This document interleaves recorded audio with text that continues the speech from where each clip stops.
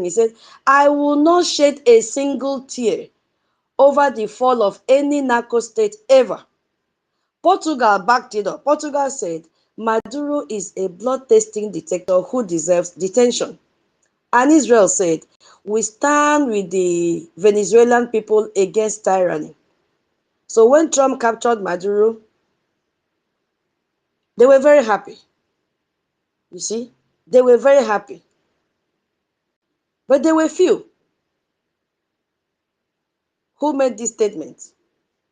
Israel Foreign Minister Gideon said, Israel commends the United States operation led by President Trump, which acted as the leader of the free world. You see, when APM calls him the leader of the free world, which acted as the leader of the free world at this historic moment. Israel stands alongside the freedom-loving Venezuelan people who have suffered under Maduro's illegal tyranny. Israel welcomes the removal of the dictator who led a network of drugs and terror. So these leaders who are complimenting President Trump in this action, they understood something very, very simple, that if you run a narco state that kills your own people, you should face the consequence. There are consequences attached to it, and you must face it. So they didn't just hide behind abstract principles about sovereignty, about this, about that. They recognized that Maduro's regime was criminal, just like Tinubu. But there was a contrast with the people, the gang, the cartel of Tinubu. There was a contrast with African Union, ECOWAS, and even Nigeria. And we know where we have the headquarters of ECOWAS. It's in Abuja. And immediately Nigeria issued an official statement condemning US operation because they are protecting something. They call it a violation of Venezuela's sovereignty. I don't know if they don't have any other vocabulary in Africa than sovereignty and territorial integrity. But when they went and bombed Benin Republic, they did not think of sovereignty and territorial integrity because it doesn't, support their interest. It doesn't protect their interest. Now, they invoked Article 2. Look at they captured Venezuelan president. Nigeria stood here and invoked Article 2, paragraph 4 of the United Nations. Why are they panicking? Why are they carrying the pain on their head? Why were they taking Panadol for Venezuela? They invoked it immediately. And it says, which prohibit the use of force against sovereign state. My people, what force did they use in Benin Republic? Did they go there to pour ice water in Benin Republic? And the next thing, ECOWAS invoked, which their head office in Abuja, international law to protect Maduro's sovereignty. Does it mean that they don't have any other thing to think about? And we saw how they gathered some refract, hungry men and women, and they organized what they call solidarity protests with Venezuela. Always in the opposite side. Nigeria, which has a president with documented 1993 drug case settlement, organized protests in defense of Venezuela's president charged with drug trafficking. Ghana also jumped in. I was like, Ghana. Ghana Foreign Ministry was even more dramatic. I said, look at this one. They also issued a formal protest describing the operation as an unauthorized invasion and reminiscent of the colonial and imperialist era. That was what the grammar that Ghana spoke. African Union called an emergency meeting of the UN Security Council to challenge the legality of Trump's action. Somalia's representative titled the meeting. They've made him the president now. The meeting title was Reaffirming International Rule of Law. SUP was pathways to invigorating peace, justice, and multilateralism. That was the subtopic for their meeting, subtitle for their meeting. And the UN Secretary, Antonio, that one that has never solved any problem, issued a statement as well. Remember, this is the reason I started with the importance of United States withdrawing from most of those UN bodies, so that by the time we come here, we will see the need why United States of America had to withdraw and how it is beneficial to us, how it is a breakthrough to us Biafrans. Because there is no way we will ever get a breakthrough if they were still in those bodies. Because those bodies have been compromised. by terrorists. I don't know if I'm making sense now. I don't know if the script now is making sense. What we are discussing since is making sense now. So the UN now kicked against it. They kicked against it. And he said, independently of the situation in Venezuela, so they know there is a situation, this development constitutes a dangerous precedent. So he knows that there is a situation in Venezuela, but he's not saying, because he's benefiting from the drugs, he's benefiting from the cartel. This development constitutes a dangerous precedent. I am deeply concerned that the rules of international law have not been respected. Do you now see why America pulled out? I made reference to international law before when we started. Do you now see why they pulled out? You see what is happening? Now, on the surface, you say, oh, this statement sounds so principled, oh, defending sovereignty, but they have never, respected, they did not respect the sovereignty of Biafra. They did not respect the sovereignty of Benin Republic just a few weeks ago. But here are these people, the same set of people talking about respecting sovereignty. Where was ECOWAS when Nigerian security forces massacred us? Where was ECOWAS? When they massacred peaceful Biafran protesters in 2015 and 2016, where were they? Amnesty International has published a comprehensive report. Where were they? When the Nigerian terrorist military were killing Biafrans, where were they? Nothing. They said nothing. Where was African Union? When at least 1,844 people were killed in Nigeria's southeast region, which is Biafra land, in 2021, where were they? When the Nigerian army admitted killing over 180 Biafrans in just 3 months in 2024, where was African Union? Where was Ghana? Concerned about the colonial and imperialist era tactic when our Onyendu was extraordinarily renditioned. He was kidnapped from Kenya 2021. Where was Ghana? They brought him back to Nigeria, where he has been sentenced to life imprisonment. Where was Ghana?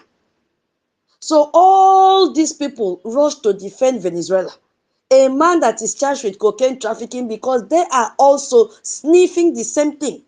A man that rigged election, a man that killed his own people. But they stay completely silent when Nigeria does the exact thing to Biafrans. Are you people seeing the pattern of what is happening now? They are not defending principles. They are defending the system that is feeding them. They are defending the system that they are benefiting from. Because if Nakoto State face accountability, then Nigeria is in trouble. That is why they are panicking. And very soon we'll understand why Nigeria will be in trouble. It's already in trouble because our lobbies have sworn for them. The same thing that happened in Venezuela is going to happen in Nigeria. It's just a matter of time. So if dictators who massacre protesters face consequences, then Tinubu is in trouble as well. So they are doing everything to protect Tinubu. If oil extraction regimes that crush, dissenting regions face sanction, then the entire African political establishment is in trouble because they are defending the system itself. Nigeria operates a cartel state just like Venezuela. So defending Maduro means defending their own right to run extraction operations without international accountability. That is what all these people did. So when you think about what Trump said when he announced Maduro's capture, he said, China can't protect you. No military in the world could ever or could have even executed the operation that captured Maduro the way United States did. That is a direct warning to every dictator who thinks international alliance will protect them, like Nigeria that ran to Turkey, like them that ran to China and France for protection. It will never happen. After Sokoto was bombed, they are scrambling for help. They ran to Egypt for help. So the African Union defense of Maduro is really about fear. Fear that if the United States can capture Venezuela's president Maduro for drug trafficking and repression, Nigeria President Tinubu, with his documented 1993 drug case, might be the next person. That is why they are panicking. That is why they are organizing protests. Not because they care about Venezuelan sovereignty, no, but because they are afraid of the same standard will be applied to them. And it should be applied to them. So when you see Hungary and Portugal and Israel speak clearly, they are not running extraction cartel. That is the reason they can speak boldly and support what Trump is doing and support the freedom of people. They don't depend on crushing minority regions. No, they don't do that. They don't need to defend narco state because they are not operating as narco state themselves. But this African, what do you call this? Okotukonu. Hey, I want to know the meaning of that thing. It's Mama Betty that loves to call them. Okotukonu. I beg you. Help me now if I cannot pronounce well. Do you know what I'm trying to call? Hey. Is it Achikote What is Kwon? that? What is Is that? it Uh-huh. Huh? Achikote Kwon? Achikote Kwon, Achikote Kwon. That is all this bunch of miscreant. Okay. Okotukonu. They used to start. Achikote Kwon. Bunch of riffraffs. Bunch of Okotukonu. riffraffs. If you Okay, bunch of bunch of riffraffs. different, but I want to call it Okutecho Okonu. Achikote Okay. Kwon, Achikota Ekwonu, Achikota, Ze Achikota Ekwonu, Achikota Ekonu. Okay. Achikota Ekwonu. Yes. You see, we have to learn. I must learn before I go to. Thank you so much. All of them. Achikota is spelled Eh, Achiko. Achikota. Bringing them in group and price them 1 penny. Achikota Ekwonu. okay, Achikota Ekonu. That is what it Eh, is. This thing, but Exactly. in this sense, thank it's you. a bunch of riffraffs, a bunch of nonsensical people. Okay, so all these Achikote Ekonu, like African Union, all these ECOWAS, they can't speak clearly because they are complicit. They are part of the same system. Because holding Venezuela accountable means holding Nigeria accountable. And that threatens the entire arrangement. You see? That is what is happening. Why is Nigeria defending a drug trafficking president? Why would they do that? This man called Maduro has connection with Nigeria. In 2006, when he came for Abuja summit, he came before he became the president of Venezuela. He came. Why am I saying all these things? It's for Biafrans to begin to wake up and see that there is no hope for them in Nigeria. There is absolutely no hope. You see how US have pulled out of UN. That was why I started from there. To show you that it is about the interest of each nation. America first, Biafra first. But US will not leave their own challenges and come and carry our own on their head. They are looking for a way to reorganize their nations, to add more salt to their nation again so that it will have taste. It is our responsibility. The way has been opened, the door is open, the window is open. Why don't we grab it? The only thing we need is funding, nothing more. Everybody now is rushing to get their own freedom. Few days ago, I saw Southern Yemen also declaring their independence. Everybody needs freedom. Freedom is so sweet. People are tired of dictatorship in their lives. Dictatorship ruling, they are tired. What are we waiting for? We must not miss this opportunity. We must grab it. Venezuelans, they were rejoicing. What of Somaliland? They are all rejoicing because freedom is sweet. So before this man became the president, he visited Nigeria. So what he said will reveal the connection between these cartel states. In 2006, you see, when he came, he was the what is it called?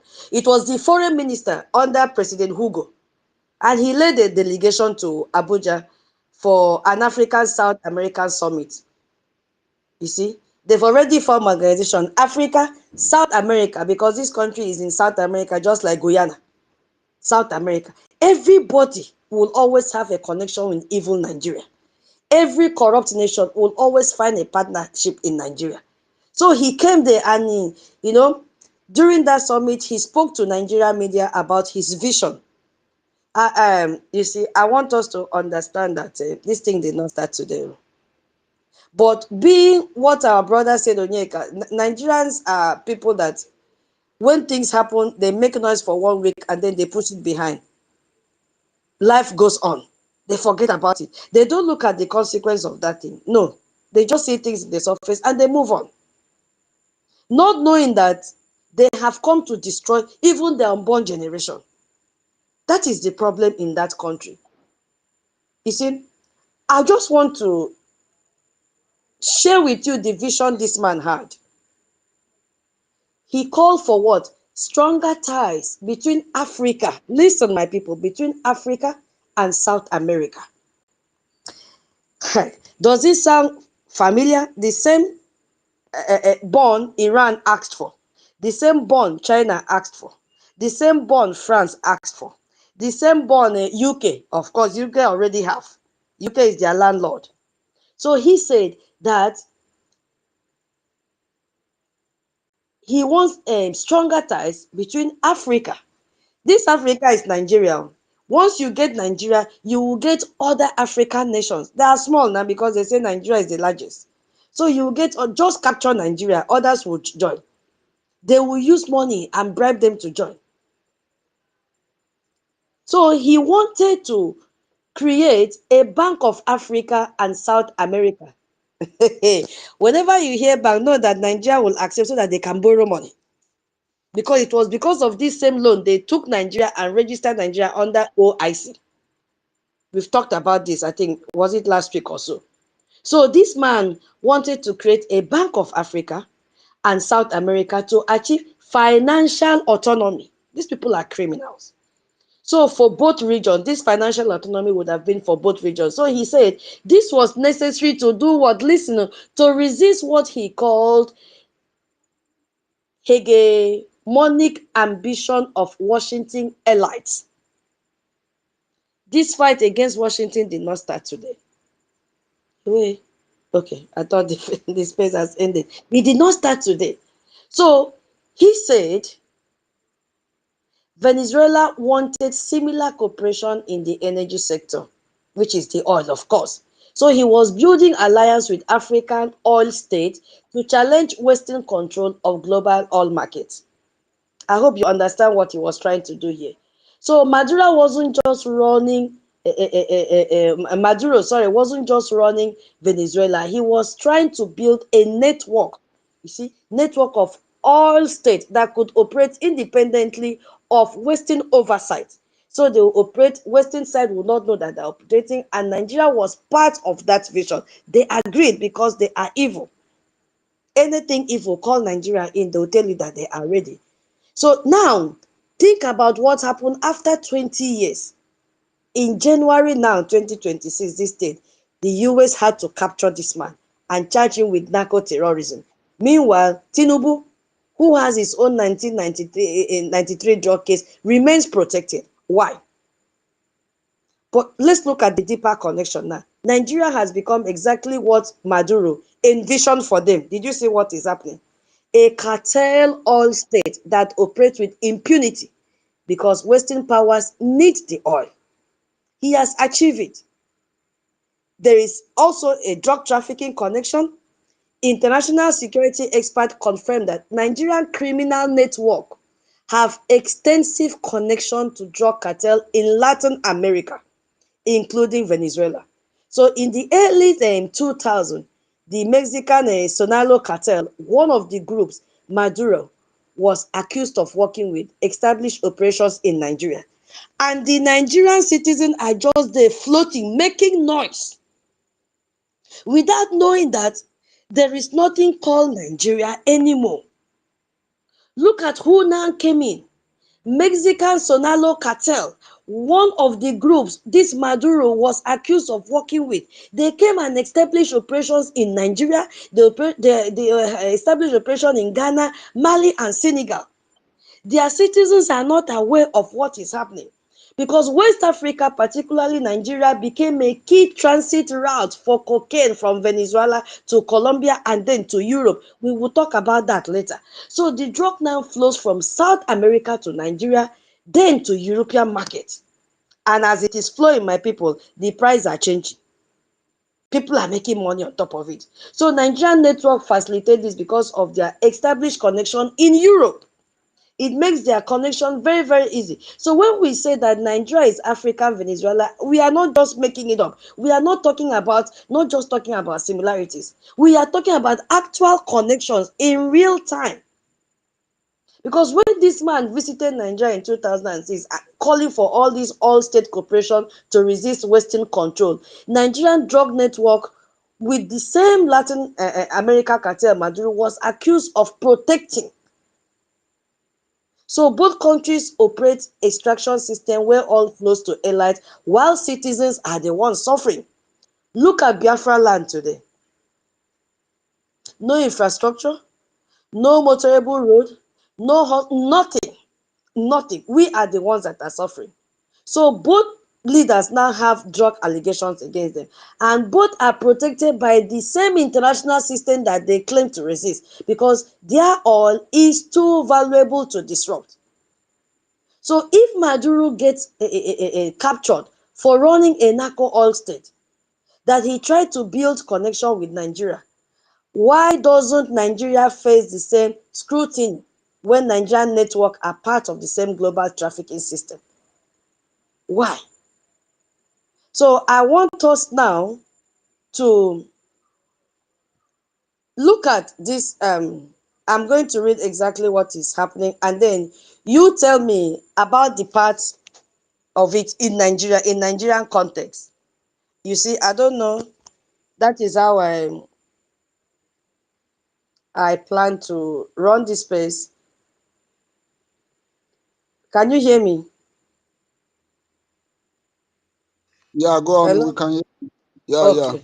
So now we've seen that the connection between what is it called? Maduro and Nigeria and Tinubu. You understand? What do you have to say about this connection before we go into how the cocaine, the highway 10, is distributed? What do you have to say, and what advice will you give to Biafrans who still expect us to be talking every day, reminding them? Because it has come to a point that all of us must put our resources together. So I would love my co-host to say one or two things before I bring up the question, and then our viewers or listeners or whoever wants to speak will give us in the Nigerian context. I will yield my mic here. My co-host, are you there? Yeah. Thank you very much. Our tutorial. I just want to contribute a little based on the analysis you've been giving. Like when you mentioned that Nigeria is another Venezuela in Africa, I just want to let you know that Nigeria is even worse than Venezuela as it is. I have been hearing Venezuela. I think I have not seen the kind of the level of massacring that is happening in Nigeria. I think if it is happening in Venezuela, it is happening, but it's not like the way it is happening in Nigeria. I think it will be coming in the media.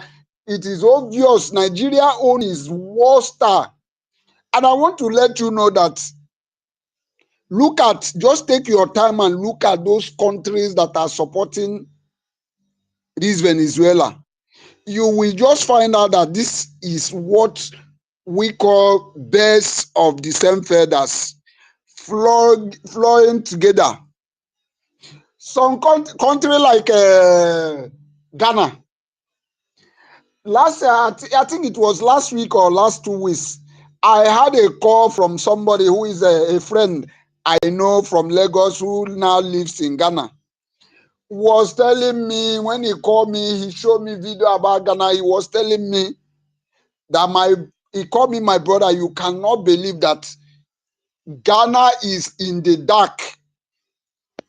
That even In our village, we have not even seen any village that can be like, that can be compared with Ghana. That Ghana is living in the mud house.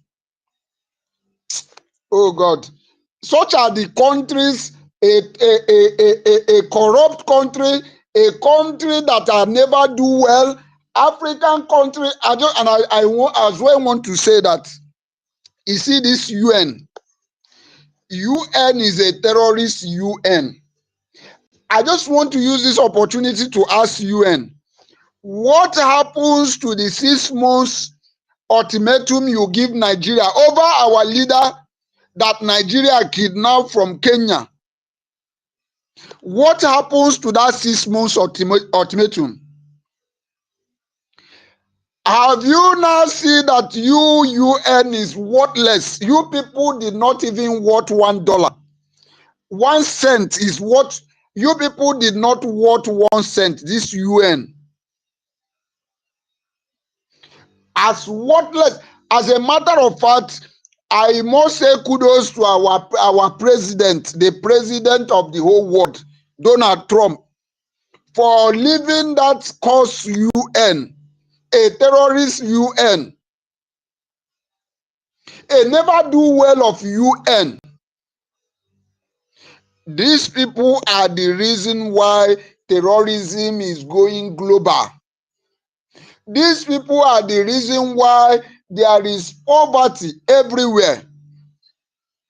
And I want to use this opportunity to tell our president, Donald Trump, please, there's an adage our people said that said, in a family where we have where there is 5 children, 7 children, 8 children, 10 children, and one person has money, that family is still in poverty.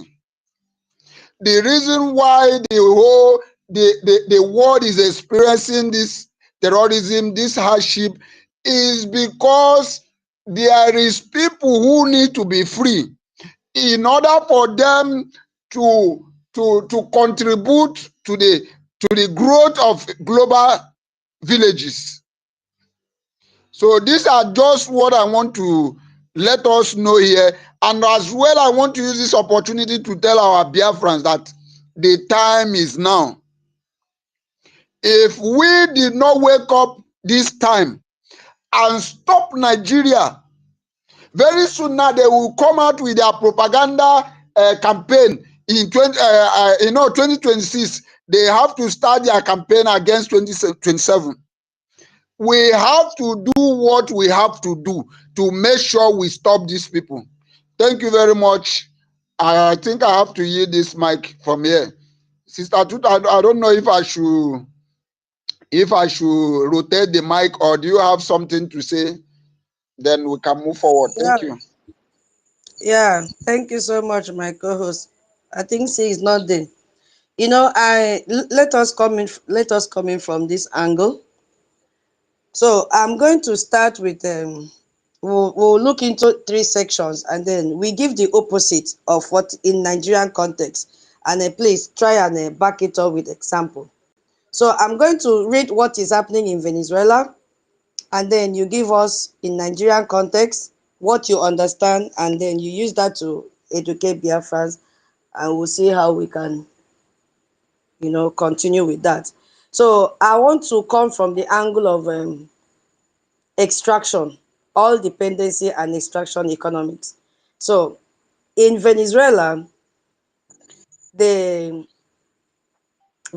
has world largest proven oil reserve, okay? 303 billion barrels. And oil accounts for 95% of export earning and 25% of GDP. I will assist by telling you to know the impact of this, but you have to tell us in the Nigerian context. So you see, under this, you could see that both countries are trapped in resource cost. What I mean cost.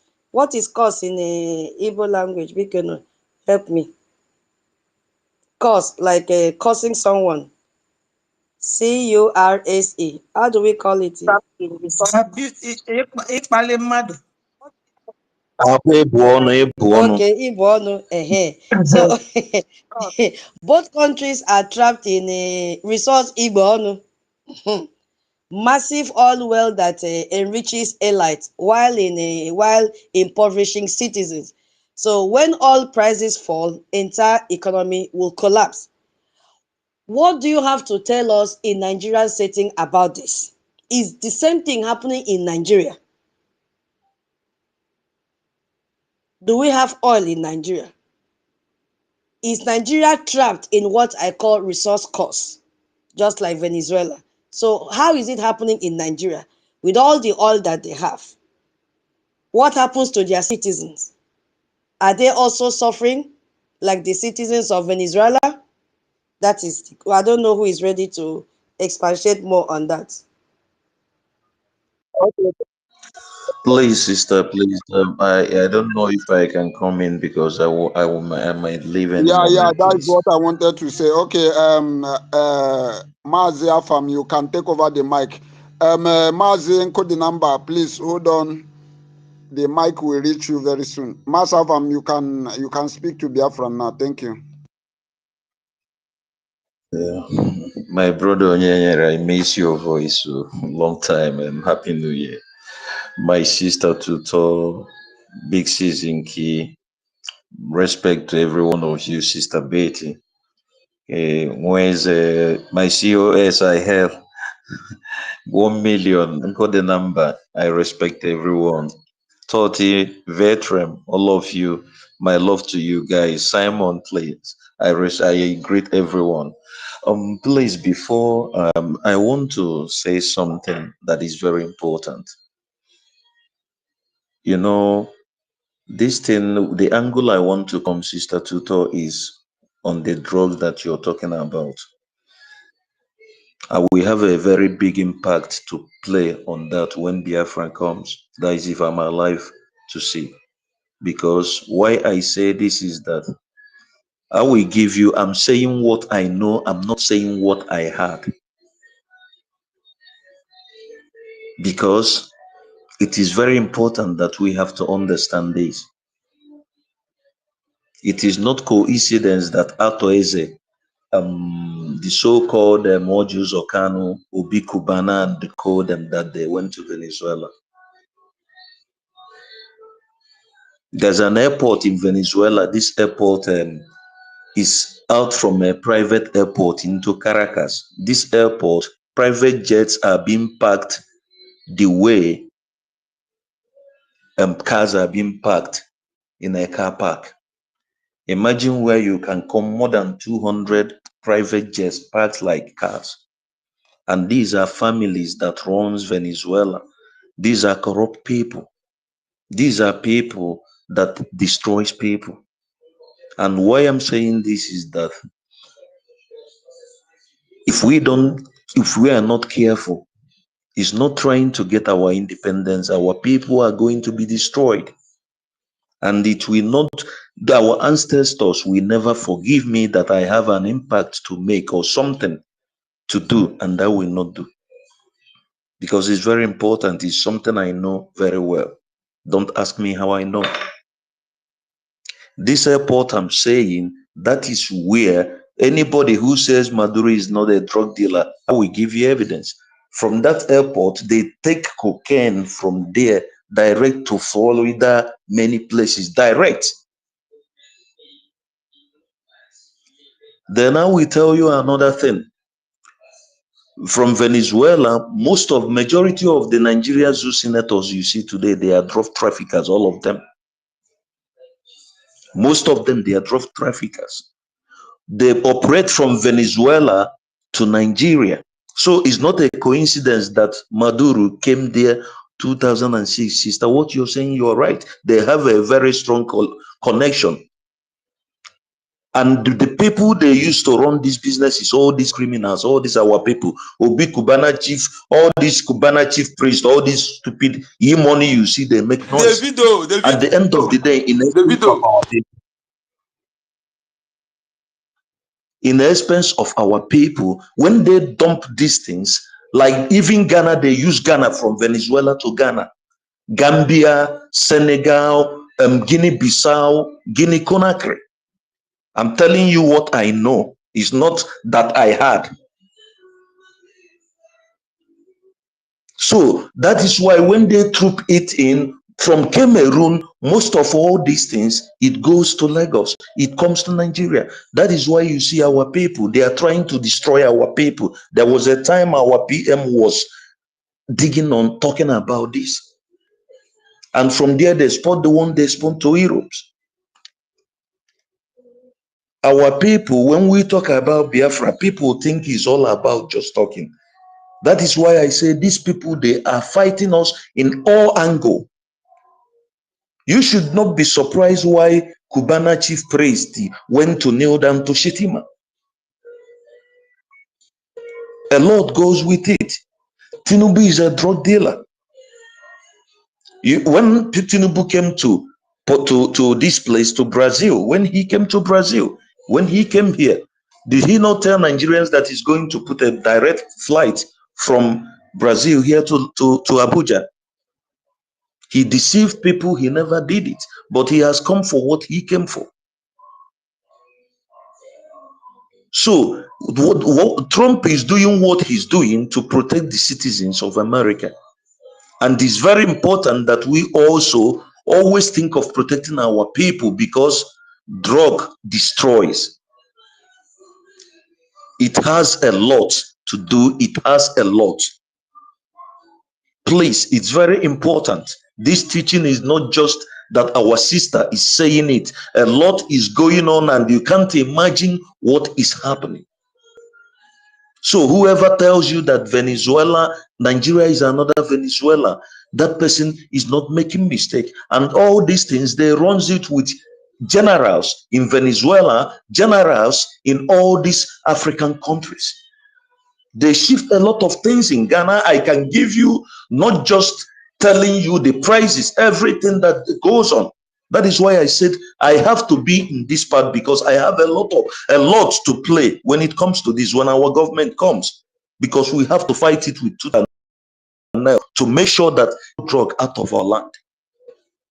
If not, we are going to regret it. And this is where they're pushing our mothers that are here. This drug is the reason why most of our brothers, your husbands, your sons are scattered everywhere in the whole world, in jail. These same drugs. A young guy that is a very good guy, is not up to 3 weeks. He died in where? He died in Murumbi, Burundi. He died with drugs ingested in his stomach. He couldn't vomit it. He couldn't do anything. This guy has families. He just lost them. He died just like that. All these things is drugs. Go to Ethiopia, you see our people. You see your husbands, your sons, your children. Go to South African jails, you see people that have been condemned for 15 years. Go to everywhere, Asia, those that are being killed, that are being hanged.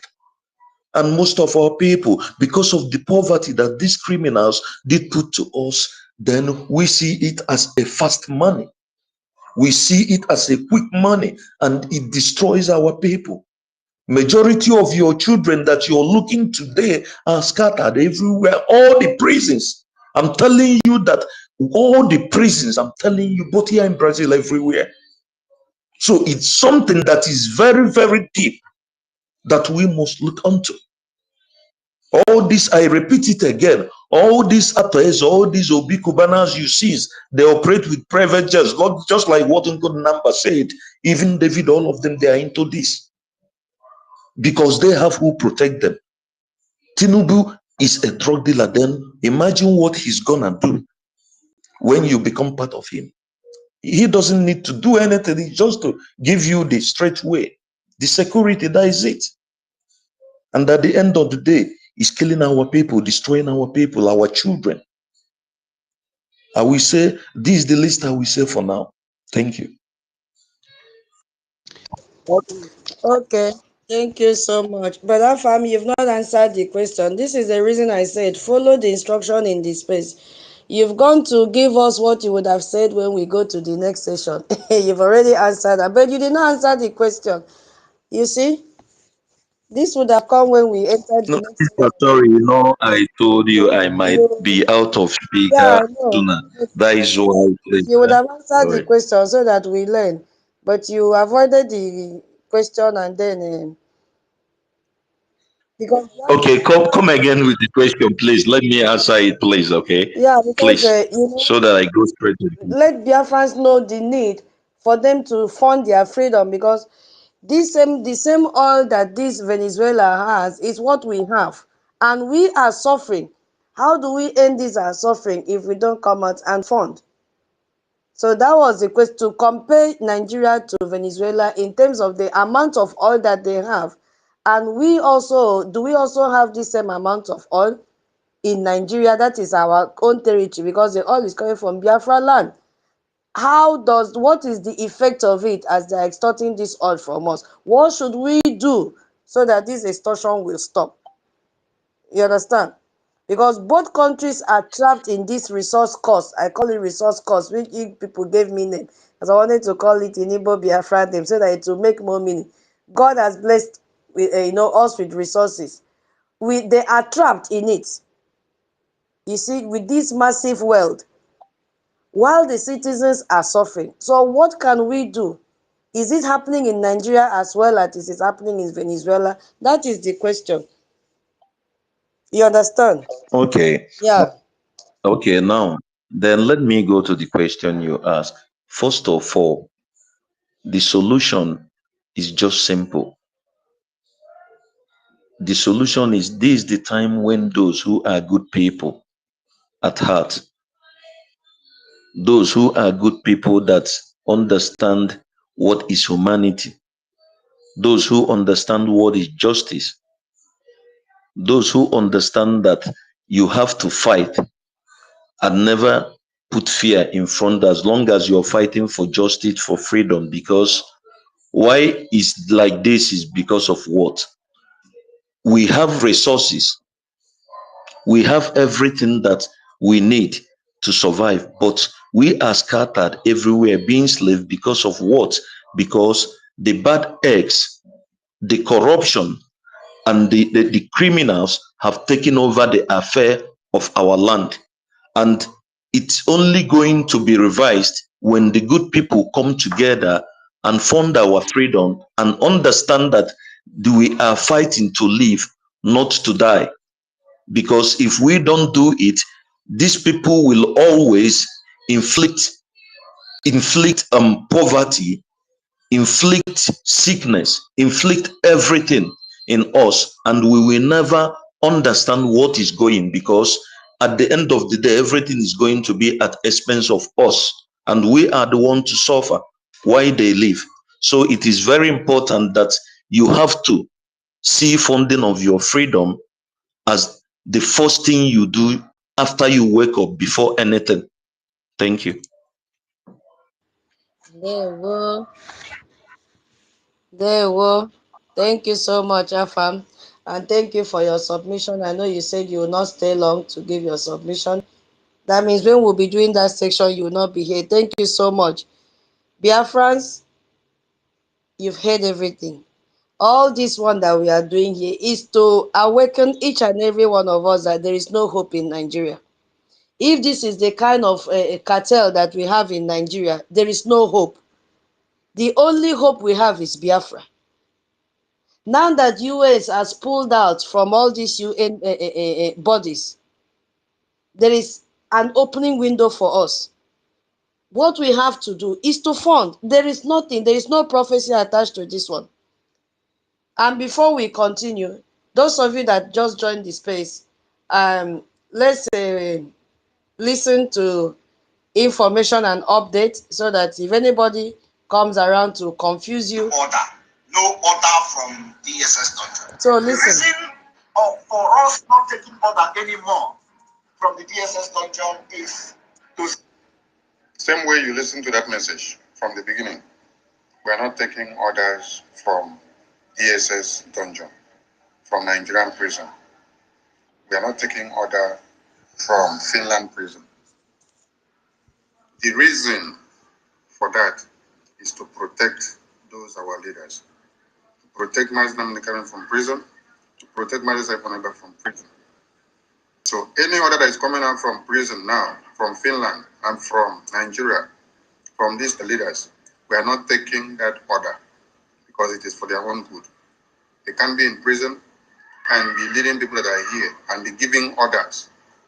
Because if we use what they are saying to do anything to implicate them and they will not come out again forever, they will be dead and gone inside prison. Because everything we will use their name to do will implicate them.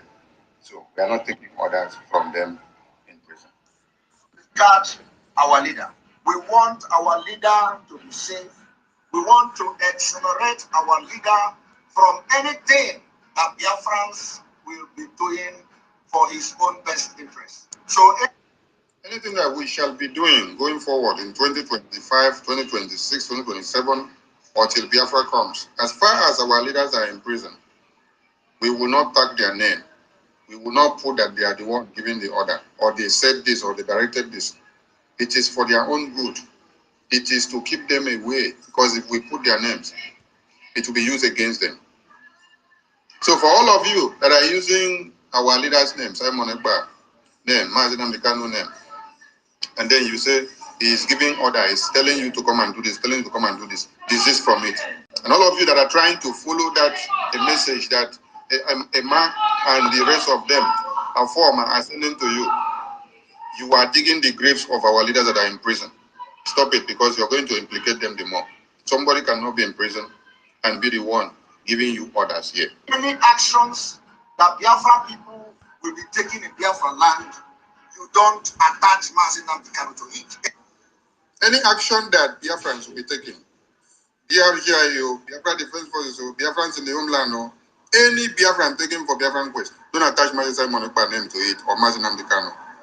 Don't tag their name to implicate them. Any action that Biafrans will be taking in Biafra land for the freedom of Biafra, freedom of Mazinam Dekano, and freedom of all prisoners of conscience, you don't bring Mazinam Dekano to it. Okay. Yeah. We want the Biafrans to hear that. All right. So, Onyeka, you have the mic after, or do you guys permit me to give? Thank you so much, my lady. You Okay. see, this particular announcement, I think, is very, very everything in a various platform. We need to be echoing it. Is very, very timing. Information Minister, thank you so much. Thank you so much. Thank you so much. You're a gift to us. And what particular observed, once again, you see, what Nigeria have in common is very, very with Venezuela. And I can tell you that Venezuela, like you someone said before, Nigeria is what is happening in Nigeria is worse than that of Venezuela. But is like Nigeria, more interests are placed, and those people who have interest in Nigeria, they're actually suppressing the suffering, what we're suffering. And these people, if fail to rise up, they will continue suppressing the evil. I can tell you, if the West, if Donald Trump or West know exactly what is happening in Nigeria, they would have acted more than before now. But most of those who are involved, they are suppressing information. You see, we have the Venezuela have oil, Nigeria have oil in mass. Even they do say Venezuela have more than the world best, largest in the world, but that is a lie. In terms of oil, Nigeria in Africa here, you have highest, and the gas, Nigeria have highest in the whole world. Not even second. They will tell you second. I want you to know that anything these people tell you second, you know that you are the first. Anything they tell you, even third, you are the highest. They won't want you to know that you are the highest. That is why. Anything you see, they tell you they are second largest, you are the highest. The gas deposit in Biafra land, the one in the whole world put together, that one is bigger than. I'm telling you, that is why you see them putting their pipe, Europe, to take the gas, without knowing that Simon Ekpa they imprisoned, he owned the gas. And through that Simon Ekpa, you get the gas, whether you like it or not. Okay? You can never think that maybe you have power because of that. You riding over us. That pipe, we're going to break it. Okay? All these things is what they have in common. Like my brother already said, all of them, they use private jet. All those people I see bragging private jet in Nigeria, all of them. That is why I hear one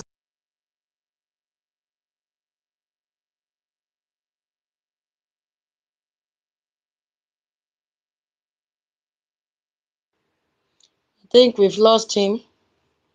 Oh, can you hear me? Can you hear me now? It's a Okay, mistake. I hear you now. Yeah. I think it didn't went. I'm muted without knowing. That is why you see all the one that are using PJets with even the what do you call it? The pulpit bandits. Pulpit bandits that are using PJets, they are all into it. All of them. Maybe we are just calling others. All of them that you see that are parading PJets and this thing, they are all into this. That is why they can never support Biafra. Because they know themselves. I said it before that this is what they call quid pro quo. You scratch my back, I scratch your back. I am telling you, if we fail to take advantage of this Trump, hey, sorry. Trump came back because of us.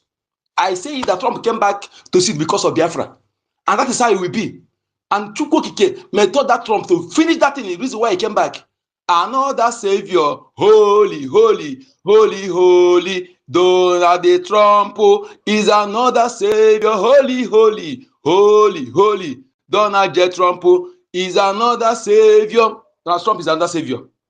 Yes, to the whole world. You know, some people, when our people too carry with emotion. This is how we praise Obama. That's the only thing that is with you are the one who came to kill you. You know what Obama cost us? I watched a video where it's long time where Trump said that if you had to come back again, you would like to be a black person. You know, Donald Trump is a very honest man. Nobody is perfect.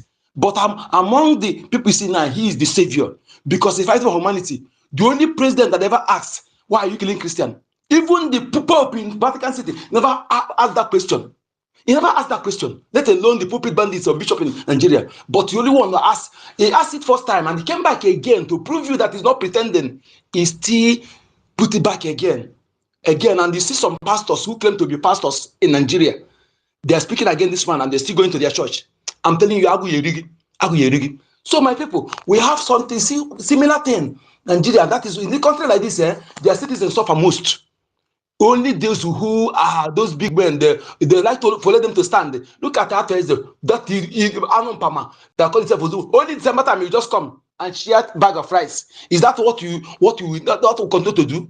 They don't care for you to stand. Only come every December, they come and share you bag of rice, share 20,000. They call you Zibondo. But Fulani is killing our people, he never say anything. He only what he brought in our people to bring zone 7 police station and they give Fulani a place where they stay. They kidnap our people, rape our people, and he never say anything. I told you one thing, you go to every village, you will see people like that. No matter what you kill, they can never say anything against your people, against those killers. Rather, they only play role as a godfather in election. To put somebody who will continue doing their biddings. In a country like this, I'm telling you, people who are the common people that are suffering, they will suffer from generation to generation. Nothing will happen unless you rise up and liberate yourself, which what we're doing now. Put every effort. Know that our freedom is in our hands. Looking at all those morons that call themselves from Kwandaibu, look at how they go and celebrate in Igbo land is free. I serve. But they forgot that his man than the Kano and President Samuel Nekpa and those are defense forces. They are the one who make it like that. Or do you think any Nigerian military want to serve? They do not serve those in middle belts that fought to keep Nigeria one. They lead them. Is it you, Biafra, that they heard? They will come and serve. This is very imperative. We echo this to who care to know. And those morons that are past this, going around trying to, this important time, suddenly rise up, say Igbo Muslim, to cause confusion. We are trying to be free from one. We are bringing under slavery again to us. Iran people now, they are chasing, say they don't want Islam, that Islam is slavery for them. We are bringing it to our land. As Tinubu is bringing France that are they push out of Africa. Tinubu is bringing them. So is bringing Iran. This one is bringing Turkey. Houthi, a slave, pretender they use to tell you the more you look, the less you see. He bringing Turkey, the terrorist. And he failed to ask him, why did that moron open mouth to invite Gowon into our land during his aggression? He never asked why. What transpired? What transpired? Our people must, this time around, listen, my people. Some people will be used first hand, iron hand, to treat them. Because if you're trying to operate them, they will draw everyone into destruction. And I'm not part of those they will draw into destruction. Rather, we'll cut them off, cut the answer off, and save those who want to be saved. Enough is enough. Why people are suffering so much? We have everything in our land to live better than Dubai. Look at Abia State. That Abia State which is covering. What he have there is enough to build better than Dubai. Why is he borrowing money to mortgage your future? Why is he borrowing money? Money cannot pay to mortgage your future. Yeah, Abia, which is developing Abia State, which is doing well, but you fail to reason. failed to reason that is said to be the priority of everything. There is the protection of life and property. It's not property and life. Whatever he's doing, but they don't care about your life, is immaterial. Is immaterial. Is a nonsense. It is your life first. Okay, it's your life first. In Law Quanta, he said he came and tell us that it's 70 bodies. For him to say 70, you should know that it should be 70 times 10. 70 times 10. But do you think that such thing will happen in the north? Any woman will be alive there today? Do you think anything like that will happen in Southwest? Anyone will be alive there today? Look at Law Okwama. Okwama, how they level our people. Nudi, how they clear our people because of a military. Last time they beheaded an Igbo man who is Major General. If that man happened to be a friendly man, do you think that people will be alive there today? I want you to know something, that when you are targeted, you have to know that you are targeted, you will end up being destroyed. Look at what happened in Lagos. Our people in a building were burned. They were calling for help, until someone sent people to barricade there. They never allowed them to get help until they died inside that building. Until they died. They were calling for help for almost 8 days, calling to come and help them. They blocked them, never allowed people to enter there to help them. And his time is not a deliberate. And you see what Chetima said in audio happening, everything happening the way he said it. And yes, he called himself Igbo man. You're still looking for Peter Obi to come and follow again. Aqua like a rigi. Aqua like a rigi. Aqua like a rigi. Also got me going 1 week. I'm telling you, you people that fail to reason, you will reason by force. And we are not going to join you to destroy. We help you destroy. We save our life, save our land. Our children will not suffer this. What I'm suffering is it where I am now. What I'm suffering where I am now. I am telling you, I don't wish anybody to suffer it. And I will fight in making sure that our children will not suffer it. Because we have all it takes to have a better life, to grow old and die with dignity.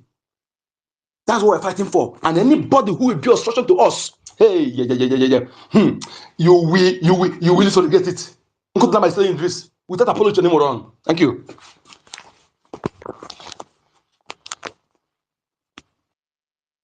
Okay, Uncle Dinamba. Thank you so much for your submission. The ball is in our court, and we have to decide what we want. Either we continue to be in Nigeria or we find our way out. Please, we'll begin to manage time, Biko, so that I can see how I can complete the other section. So we'll try and then, because we've not even entered how they move this thing. But before then, I want us to add this to the first one we discussed. Good number, you really focused on the question. Thank you so much. And Afam, our brother, the man with the baritone voice. So now you have to add this one because it is similar. Between 1999 and 2019, Venezuela earned over $1 trillion from oil export. Most disappeared through corruption, mismanagement, and offshore accounts. My question is it happening also in Nigeria? And when you are explaining it, please give us example. And then tell Biafrans what they have to do. Venezuela earned over $1 trillion from oil exports from their country. And most of this money disappeared through corruption, mismanagement, and offshore accounts. Is the same thing happening in Nigeria? Do the citizens benefit from this money? Do they benefit from this oil wealth? As I said, it's almost similar to the other one. But this now comes under all revenue mismanagement. Is it happening in Nigeria?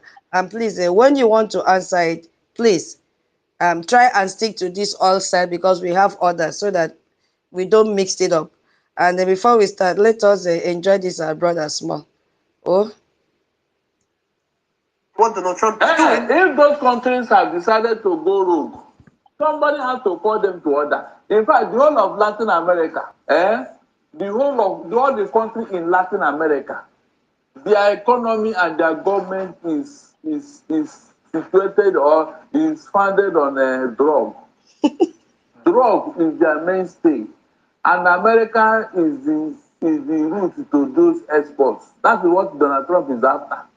All of them, Mexico, Colombia, all of them, they deal on drugs.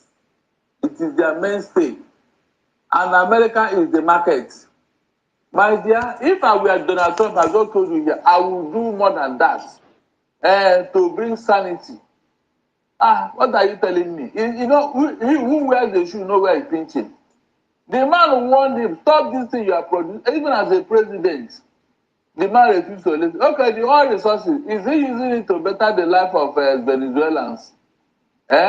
Most people have left that country because of Maduro and his governance. It's on record. Most people have left Venezuela. He chased them out. So what are you telling me here? Is Donald Trump threatening the whole world or some selected country where there are rogue governments? That is the question here. If this government or if this president cannot bring order in government, why can't Donald Trump? Like he came here and bombarded Nigeria. If the Nigerian government has done the needful, will Donald Trump come? That is the question. We all listen that we are talking of morality. Meanwhile, morality is not helping us. That is why Nigeria is where it is today. Sovereignty. Sovereignty. Where did the sovereignty leave us now? Terrorists, they didn't respect your sovereignty when they entered here. Look at the scores of human beings that have died. Be sincere to yourself. Will Donald Trump tolerate what is happening in Nigeria, in America? Even it cannot even happen. So why is it happening here? Okay, so that has added, more information for you to answer the question. And we have Rage and Fury after. Was it Mama before Rage? I beg you. I wasn't looking. Where are my co-hosts? Where Ladies una dey first, o? ladies first You know, now. right? Ladies first now. Mama Rage. Betty, Mama It is Betty. rage. It's rage. Rage and Okay. okay. So Rage, Biko, let's begin to. Shebi, you know what to say, right? Ladies first is our protocol. Ladies first, please. Don't for ladies first, Onyeka, please. I'll Don't. remove you from give our Onyeka, princess. I'll remove you from the mic if you interject again. Biko, allow the two of them. Mama say Ray should go. You are saying it's ladies first. Cool down, your blood dey hot. Cool down. So please, who is going now? Mama, is it you or Rich? Rage was there before me. Okay, so after Rich, you go then. Thank you so much. Yeah, so Rich, you have the mic, please. I hope you know you've heard the question. No, repeat the question, please. Rich, are you just joining? Okay, I'm going to repeat again. Don't forget her. Hey, Ogini, the question is, I'll read what is happening in Venezuela, and then you give us the instance of it, what is happening in Nigeria, because two of them, both things are happening at the same time. Both countries share the same values and the same policy. So now we are in the second one, which also is close to the first one that we did. Now the second one is under all revenue mismanagement. The other one was under resource dependency, depending only on oil while the citizens are suffering. Now, this second part is now between 1999 and 2019, Venezuela earned over $1 trillion from oil export. And most of this money disappeared through corruption, through mismanagement and offshore accounts. So it's the same thing happening in Nigeria. If you say it is happening in Nigeria, give us instances, give us example. How does that affect Nigerian citizens, even ourselves Biafrans, because the oil that they are exporting, if it is happening in Nigeria, is Biafra oil. And what must Biafrans do so that we cut off this illegal extortion from Biafrans? You understand it All now? right. All right. Yeah, I do. Thank you very Yeah. much. Manage your time, Okay. please. Thank you. Okay, thank you very much. Greetings to all of your fans.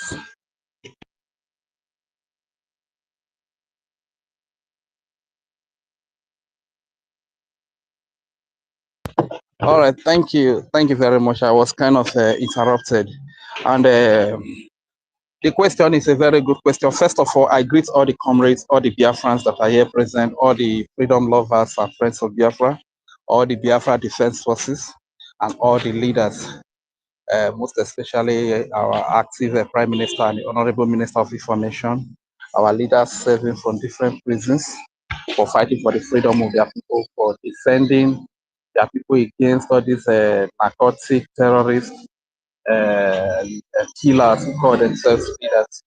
Special greetings and thanks to them. Greetings to you, our honorable tutor, for this your educating space. We are always educated and we learn one or two things from all your spaces. For the comparison between the Venezuela events and what is happening in Nigeria, in fact, a lot of it. There are a lot of it. Somebody has unmuted. Who they unmute himself? Somebody is interrupting me, please. Okay. So, as a matter of fact, before I will proceed to answer that question, there is something that my attention was drawn to, and please, I just want to kindly address it briefly before I answer that question. As a matter of fact, whenever I come to space, the first thing I would do is to share. You understand? Most time I'm on the street, so I don't really look who is on the space. So somehow the contact I have on my phone, I just bookmark and send it and then share it.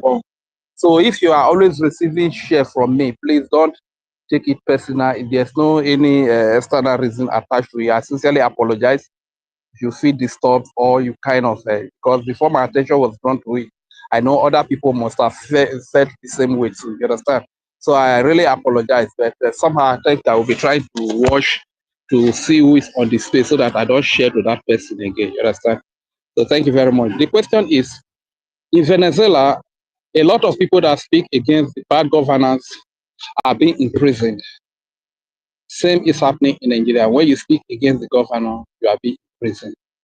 A lot of the indigenes of Venezuela have been chased away, sent on exile just because of speaking against the bad governor. Same thing you also have in Nigeria as well.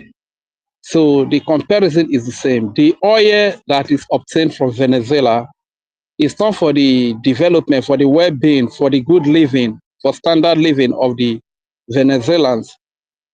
The same thing applies in Nigeria with our Biafran oil. And the oil that comes from our land, we can't benefit anything from it. We can't have good hospitals or good roads or good schools or good infrastructure or job opportunity, good living from the oil they got from Nigeria, from the Biafra land. You understand? So the comparison is very large. But the only thing I want to say to our people here is that now that America has taken charge of the Venezuela oil, we Biafrans, this is the time we need to call a spade a spade. We need to unite and fight as one.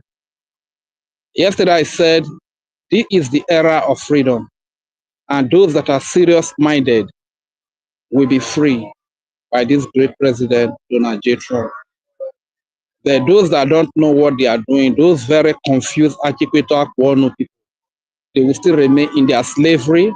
And in few years to come, they will still use nations that are serious-minded, that have gotten their freedom from this Donald Trump era.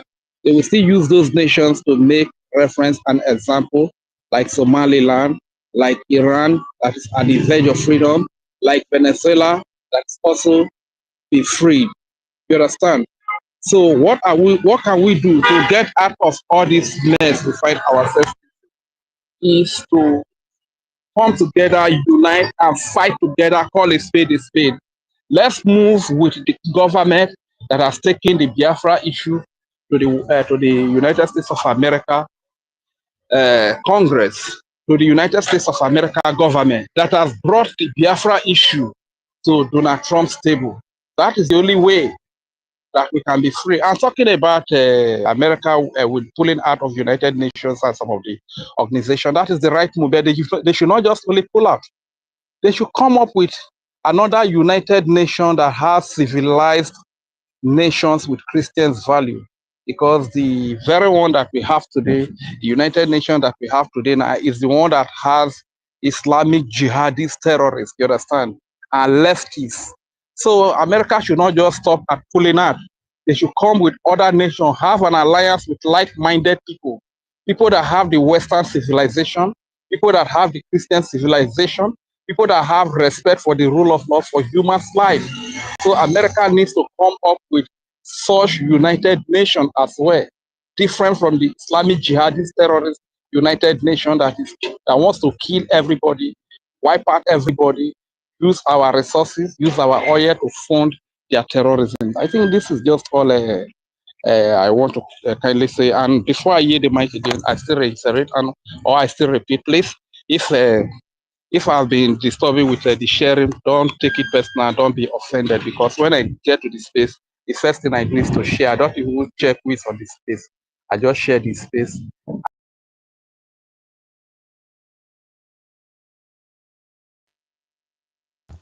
Yeah, Reg, it's not, I'm the one that made the comment. Not that it is a bad thing, but if you share again, you may feel that, oh, that you've shared the space, not knowing that you've not shared. You are sending it back to the inbox. It's not that it is a bad thing, no. You get the point? Not that you are disturbing. No, that is not what I meant. So some people may feel that what they have shared is in the timeline, open timeline for everyone to see, not knowing that it only ends in someone inbox. Do you get my point? Yeah, normally I do the general sharing of a post to the general sharing. Then I also share to Okay, individuals. Those individuals, I just bookmark. I just no, bookmark it and send it to no, Bob because I don't okay, really no know who is problem. on the space. I was talking about those that only end up in sending it to inbox, not posting it out there, so that they don't feel that they've shared the space when they have not shared the space. You understand? Yes, Can you yes, hear yes. me? I do. I Yeah. understand. I So that, understand you. yeah, okay. Thank you so much. Okay, Mama. Thank you, Reg, for your submission. God bless you. Ndewo, my beautiful sister, you are fantastic. Biafrans, I greet all of you. I greet everybody, and I will continue to pray to God that one day we will all be like this in Biafra land, dancing like crazy people.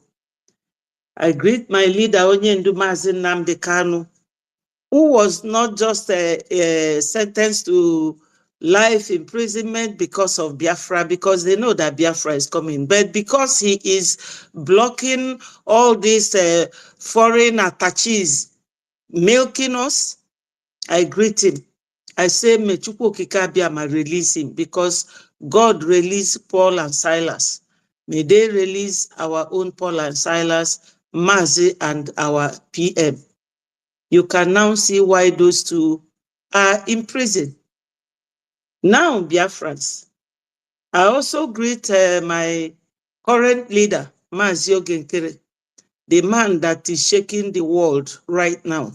Because when you shake Nigeria, you are really shaking the world, because Nigeria is criminal hub for all these people, Venezuela, Europe, and all of them. Nigeria is their hub where they go to steal. So, Biafrans, we all know that whenever we are here, we have something at the back of our mind. That is how we will leave Nigeria. And that is Ejema and Eje. That's number one. So in delving into her question, the similarity of Venezuela and Nigeria as oil-producing nations. Venezuela, let me just go straight to it. Venezuela's oil and the drug money goes to him and his group of people, while the oil money in the zoo also goes to another drug lord, Tinubu, and the Sokoto Caliphate that has been ruling Nigeria since 1914. Don't doubt that. Sokoto Caliphate is the man that rules Nigeria. All these other ones, president and vice, are just puppets in the hands of the puppeteers. So they thought that Islamizing us is to enslave us. They are also slaves to their slave masters. So any money they get from the oil, they use it to buy ammunition. You know, they will use it to buy ammunition.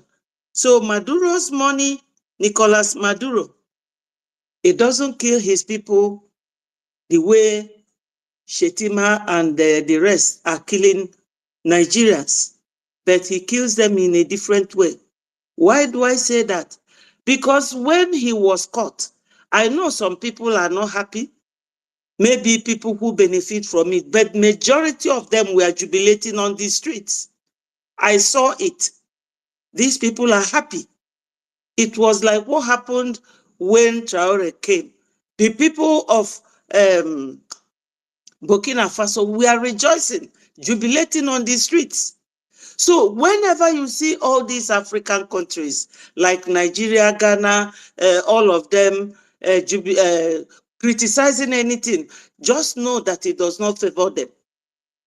Why is Nigeria protesting about Venezuela being taking their Nicolas Maduro, taking their president?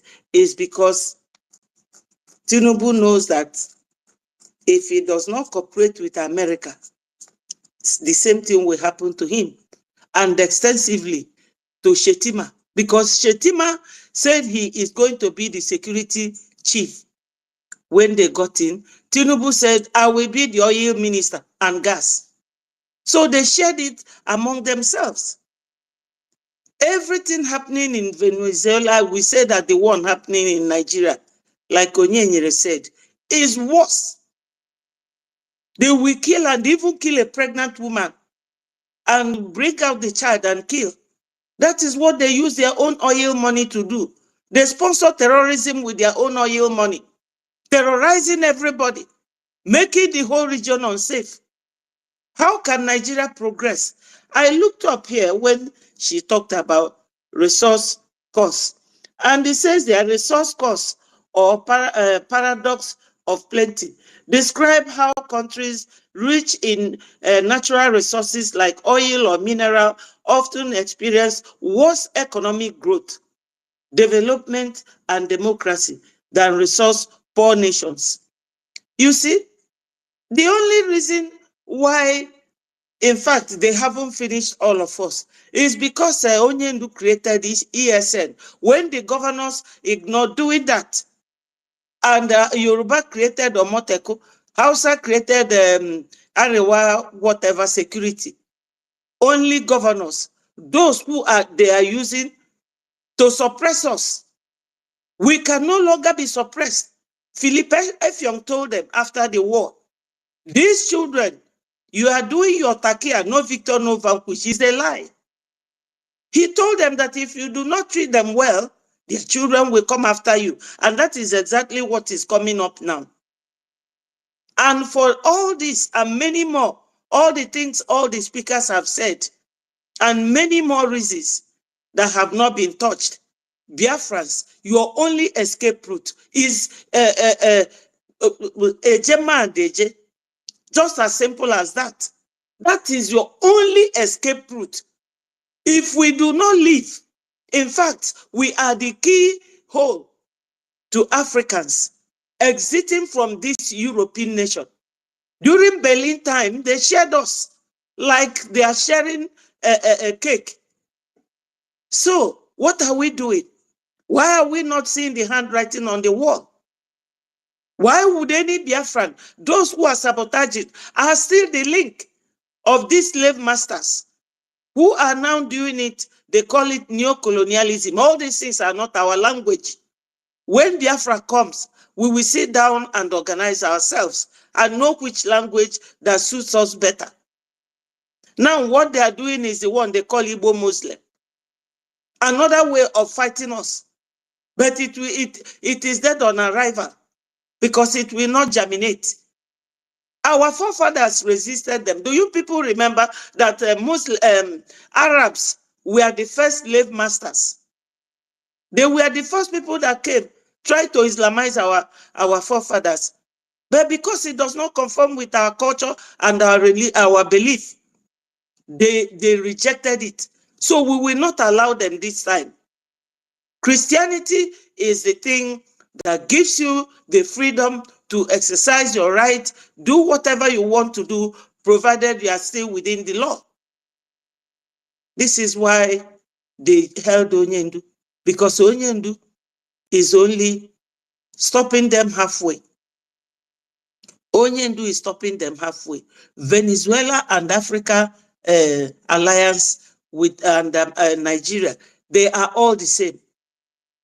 As Tuto said, where is Ghana when they were massacring us? Where is even South Africa? Where is all these countries in Africa? Till tomorrow, they are still killing Biafrans. They are still killing Christians. None of them can open his dirty mouth to tell these people to stop. It is only Donald Trump. God bless him. And God will continue to bless him. Only him. Even the UK, they were nowhere to be found. Onyendu is their citizen. Because Onyendu is really, really trying to block them from coming to take what belongs to us. If you go to Section 1 of a Theft Act, taking something that belongs to somebody with the intention of permanently depriving that person of it. So taking our oil, what does it mean? Is it not daylight robbery?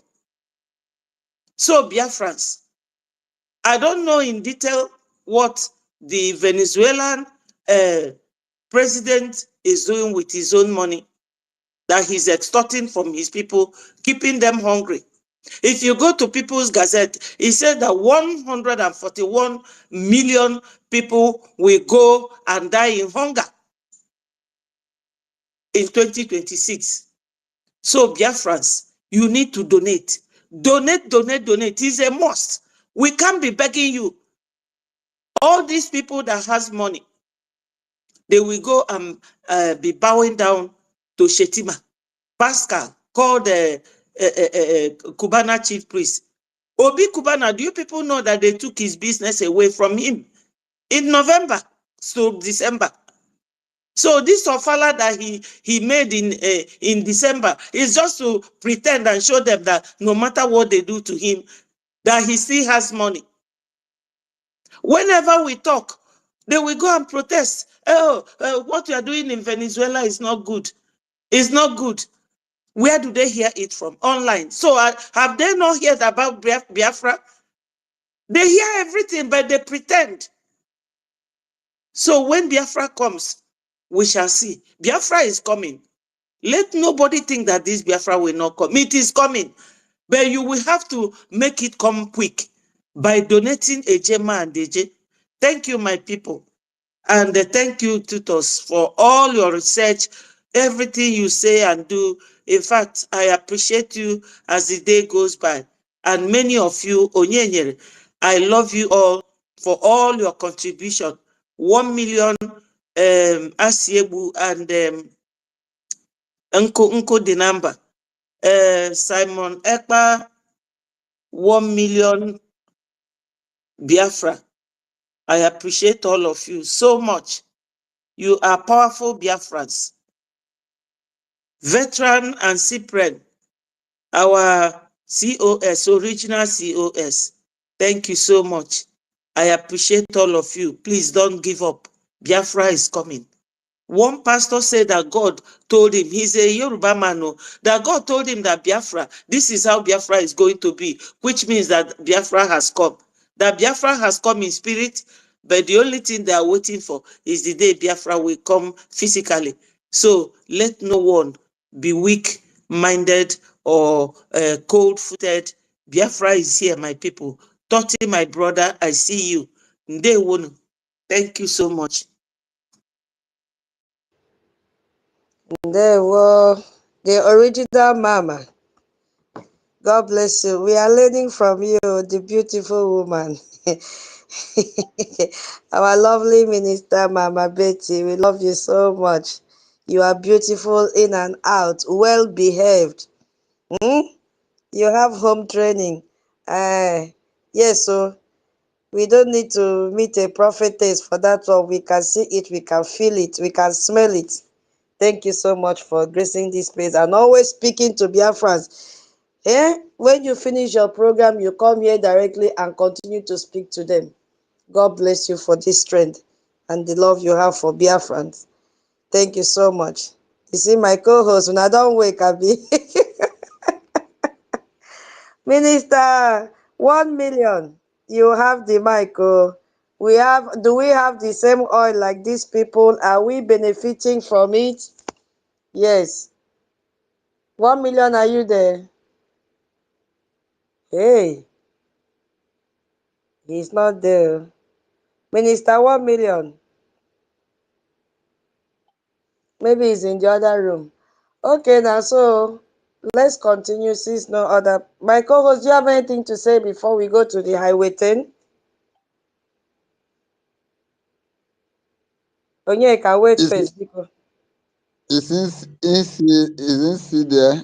It's like he want to speak. Insi, are you there? Well, Onyeka, you can speak. Onyeka, take over the mic if you have anything to say before we can go to another session. I want sorry, so my people, Jare. Thank you so much for please make on no verse for me, I beg.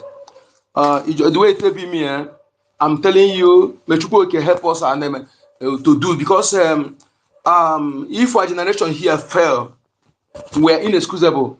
Because Chukwuoke, God have given us everything. For those who God help us, God Chukwuoke have helped us, given us everything that others don't have.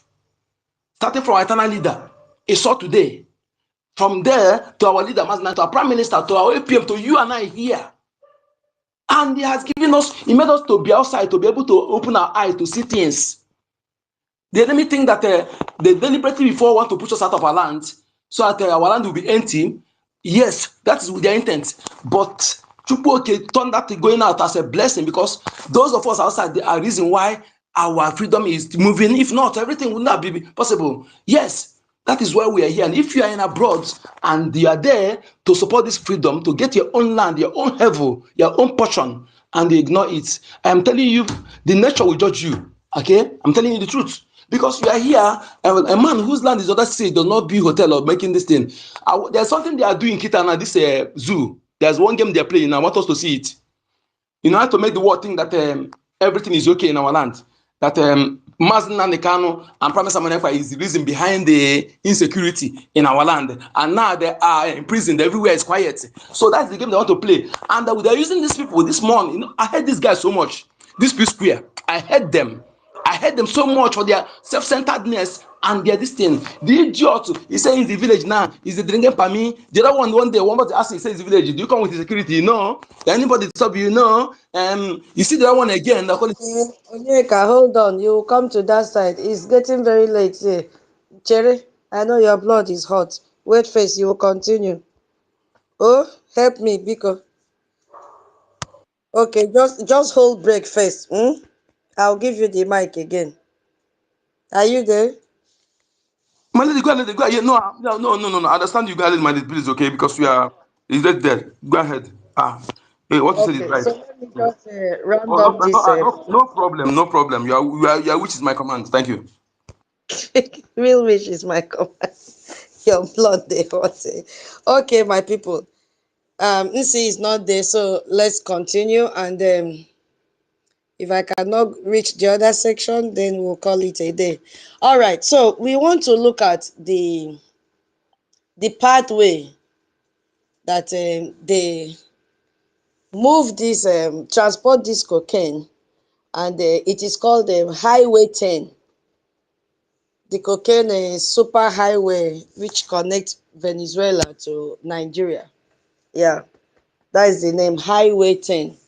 So Highway 10 is what international law enforcement agencies officially call the transatlantic cocaine route from South America, especially this Venezuela and Brazil, to West Africa. And when we say West Africa, we are talking about Nigeria being the main transit hub for this cocaine. So police all over the world have pointed to West Africa. And, when I say West Africa, I'm talking about Nigeria as the primary entry point for South America cocaine heading to Europe. That is the batch, that is the label. So the route is called Highway 10 because it follows the 10 parallel north latitude, 10 degrees above the equator. And it is the shortest, very, very short, the shortest distance across the Atlantic Ocean between the South America North Coast and the West Africa Western Coast. So the distance is approximately, from what I found out, 2,500 kilometers of open ocean. That is the distance. So it is very, very short. And they will carry out this transaction within a twinkle of hours. So why would they call it a highway? Because it is used so frequently, every time they use it, and they use it systematically. You see, it operates like a paved road. It has all the infrastructure in it. It is well organized. You cannot even track anything. And the Nigeria sits at the end of that highway as the main receiving depot of this cocaine. So before I explain how the 10 highway operates today, to the best of my ability, if you know, as I'm reading, you can also make some research so that when you pick the mic, you have what to contribute. We need to understand the historical irony of this route. Biafras, we have suffered, honestly, and each time we have a program like this, we keep on reminding ourselves of the suffering of our ancestors, because I don't know why Nigerians keep on maintaining the route of our slavery. Yeah. So historically, between the 19th and 16th and 19th centuries, this same Atlantic route from West Africa to South America was the same route that was used to transport millions of enslaved Africans to Brazil. Not only Brazil, to this same Venezuela, Colombia, and other parts of South America. You see? So they use this route. So ship left port in what is now Nigeria, Ghana, Benin, Togo, carrying our ancestors in chains. I don't know why they took them in chains, follow the same route, and they are still bringing evil, still transporting our all through the same route. I don't really know the memory that they want us to have as Biafrans. And the earlier we come together to end this madness, the better for us. I told you last time that there are two memories, the memories that Biafrans have and the memory that Nigerians have. Our own memories are filled with pains, agony, hunger, slavery. Nigerians don't have this kind of memory. They have connections, they have opportunities, they have wealth. We don't have all this. So the same route that they, transported millions of forefathers to these countries is what they're using to bring cocaine to Nigeria. So they cross the Atlantic Ocean on this route to be sold as slaves in South American plantations. You see? So emotional. Why are Biafrans sitting on the fence? Is it really proper for us to be remembering this suffering every time when the only solution is paper? If God has blessed you, why don't you just make up your mind for the sake of your forefathers who were carried in chains, passing through this same route? And up till now, that route has not been closed. It is still open to continuously transport millions of Biafrans for same slavery, using them as drug traffickers, prostitution. Are we not supposed to come together to close this route once and for all? Now, in 200 years later, the same route operates in a reverse form. Cocaine produced in South America crosses the Atlantic on the same path, arriving in the same West African port, destroying our communities with drugs, violence, and corruption. The same route, my people, that enslaved our ancestors, now enslaves our communities with narcotics. I don't know how many of you is feeling the way I am feeling.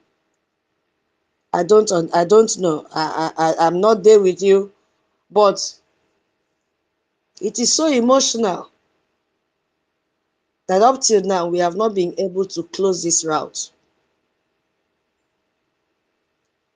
So let's just walk through this highway thing. Let's look at how it works, because this is a sophisticated, organized system involving South American cartel and the Nigerian criminal network, Sahara terrorists, and even European mafias. They are all in it. And it has 6 steps of how they operate. So we have step 1, which is the loading point. And this loading point is in Venezuela. And this is what Trump called the cartel of the sons. So the journey begins in Venezuela, especially in the Apure state on the border with Colombia. And you could see Colombia president that was bragging, Trump, you cannot do me anything. If you want to arrest me, my citizens will protest. Today, he has gone to arrange for a meeting with President Trump because he knows what is coming. So when I was just researching, I came to, I now understand why he was bragging, because the cocaine is produced in Colombia. So Trump did not make mistake by accusing him, telling him, you stay there and produce cocaine and you send it to America. And every year, they lose how many people? 300,000 in a year due to drugs. You see? So this region is controlled by what the US federal prosecutors call the cartel of the sun. So it is a network of Venezuelan military generals with high-ranking officials in it. So when Trump captured Maduro on that January 3rd, one of the charges was that he worked with this cartel of the Suns to facilitate cocaine trafficking. So let's look at how it works. So Colombia FARC dissidents, guerrilla groups involved in cocaine production. Those are those that produce this cocaine. And they will produce cocaine in Colombia and transport it across the border into Venezuela, Apure state. So instead of stopping the drugs, listen to who is aiding them. When I tell you they are the same people, the Venezuelan military generals under Maduro government, they actually help them. Intelligence report confirmed that these Venezuelan military generals sanctioned the construction of clandestine death air trips in remote jungle areas specifically to receive cocaine shipments. Military. And to even make it worse, Venezuela also have what is called Venezuela's National Guard. This is the country military police force. And what are they also doing? They provide perimeter security for these drug loading operations. So instead of arresting these traffickers, they protect them. And in exchange for this protection, these generals received millions of dollars. So that is why Maduro was charged with narco-terrorism, because Venezuela's government and the military were directly involved in cocaine trafficking, the same as Nigeria. So once the cocaine is collected in Venezuela, it needs to cross the Atlantic, and the cartels use several methods to cross it. One of such methods is what they call the fishing trawlers. This is the old, like old fishing boat that looks very innocent. You will not even suspect something is inside it. But they have hidden compartments filled with this cocaine. So this boat can carry several tons. They also carry it through cargo ship. We know cargo ship very well. Commercial vessel that, they hide this cocaine in legitimate cargo containers. So imagine, a container ship carrying thousands of thousands. Only 1 or 2 contains cocaine hidden among the legal goods. Private jet, I was watching this immigration, what do they call this program, from YouTube, and they arrested some people in the airport. I think they call it, is it borders check or whatever? And they caught them, and I was asking, if people know that if they carry drugs and travel that they will be caught, why are they doing it? And will it be all these small kilos that will move market for them? Something came into my mind that most of these drugs that they smuggle into countries are carried by private jets. Yes, because they don't check all these private jets. So most of them Tinubu can even carry when he's flying up and down. As my brother Onyeka said, all these pulpit bandits, all of them, they all have private jet. Have you thought, why is it that everybody in Nigeria now, once they steal Nigeria money, is to buy private jets? Have you thought of that? Once they have money, they go for private jets because there is a business. So another way they transport this cocaine is using private jets, and they use it for smaller high-value shipments. So cartel use executive jets that fly the 2,500 kilometers non-stop across the Atlantic, landing on a remote airstrip in West Africa. So far as your jet can fly this distance, 2,500 kilometers, you don't have problem. You are in for the business. And they also use submersible submarines. Yes, the actual submarines. These are homemade vessels that travel just below the water surface, so you cannot track anything. It is not possible. It's nearly impossible for you to detect by radar. So they can carry up to 8 tons of cocaine using this submarine. So imagine a level of sophistication that these people have. So this cartel go to the extent of having submarine. See how wealthy they are. Military protection, international network. See how deep this business is. So when they finish loading it them, so the next thing they will have to do is the Atlantic crossing, following the 10th parallel. So once it is loaded in that Venezuela or Brazil, the cocaine vessel now begin the Atlantic crossing on Highway 10, following the 10th parallel north latitude. So this route is so specific because it is the shortest distance across the Atlantic. So it means that it will consume less fuel and less time at the sea. So it also reduces the risk of detection. And there are fewer patrol vessels in this area compared to routes closer to the United States or Europe. So look at the journey that they take coming to West Africa. So this will now take approximately 7 to 10 days, depending on the vessel. You understand? So during this journey now, the cocaine values increase dramatically. I don't know if you are with me. So between these 7 to 10 days, the price of this cocaine will increase. In Venezuela, a kilogram of cocaine costs about 2,500 to produce. So when it arrives West Africa, that same kilogram now will cost $15,000. Look at the markup, 500% markup already. So by the time it reaches Europe, that kilogram will sell for 50,000 or more dollars. So you see the markup, about 2,000% from production cost. Now, this is why stopping Highway 10 will devastate international cartel. Trump knows what he's doing. So the route is their most profitable corridor, and Nigeria is the gateway. So now, when they move through this Atlantic Ocean, they now enter Nigeria, which is the main hub. 80% entry point. 80%. So Nigeria role as the main African hub for Highway 10 cocaine. You find it in Nigeria. Look at the journey from Venezuela, pass through the Atlantic, and then reach West Africa. And where is it going? Nigeria. And according to Gbenga Mambo, he is the Director of Operations at Nigerian National Drug Law Enforcement Agency, NDLEA. We all know it. He said that over 80% of cocaine entering Nigeria comes from Brazil through Highway 10. It is there online. You can go and search for it. That is the statement from him. He said Brazil serves as the collection point for cocaine from Peru, Bolivia, Chile, Venezuela, and Colombia because of its massive borders and the Amazon River system that cartels use for transport. So when the cocaine now arrives, primarily at the Nigerian airport, which you know now, Lagos, but it also arrive at other West African countries, but small amounts, like Guinea, Bissau, like our brother mentioned before, Guinea, Conakry, Senegal, Ghana, Togo, Benin, and Cape Verde. Now, do you see why Ghana protested when when Maduro was arrested? You see why Ghana protested?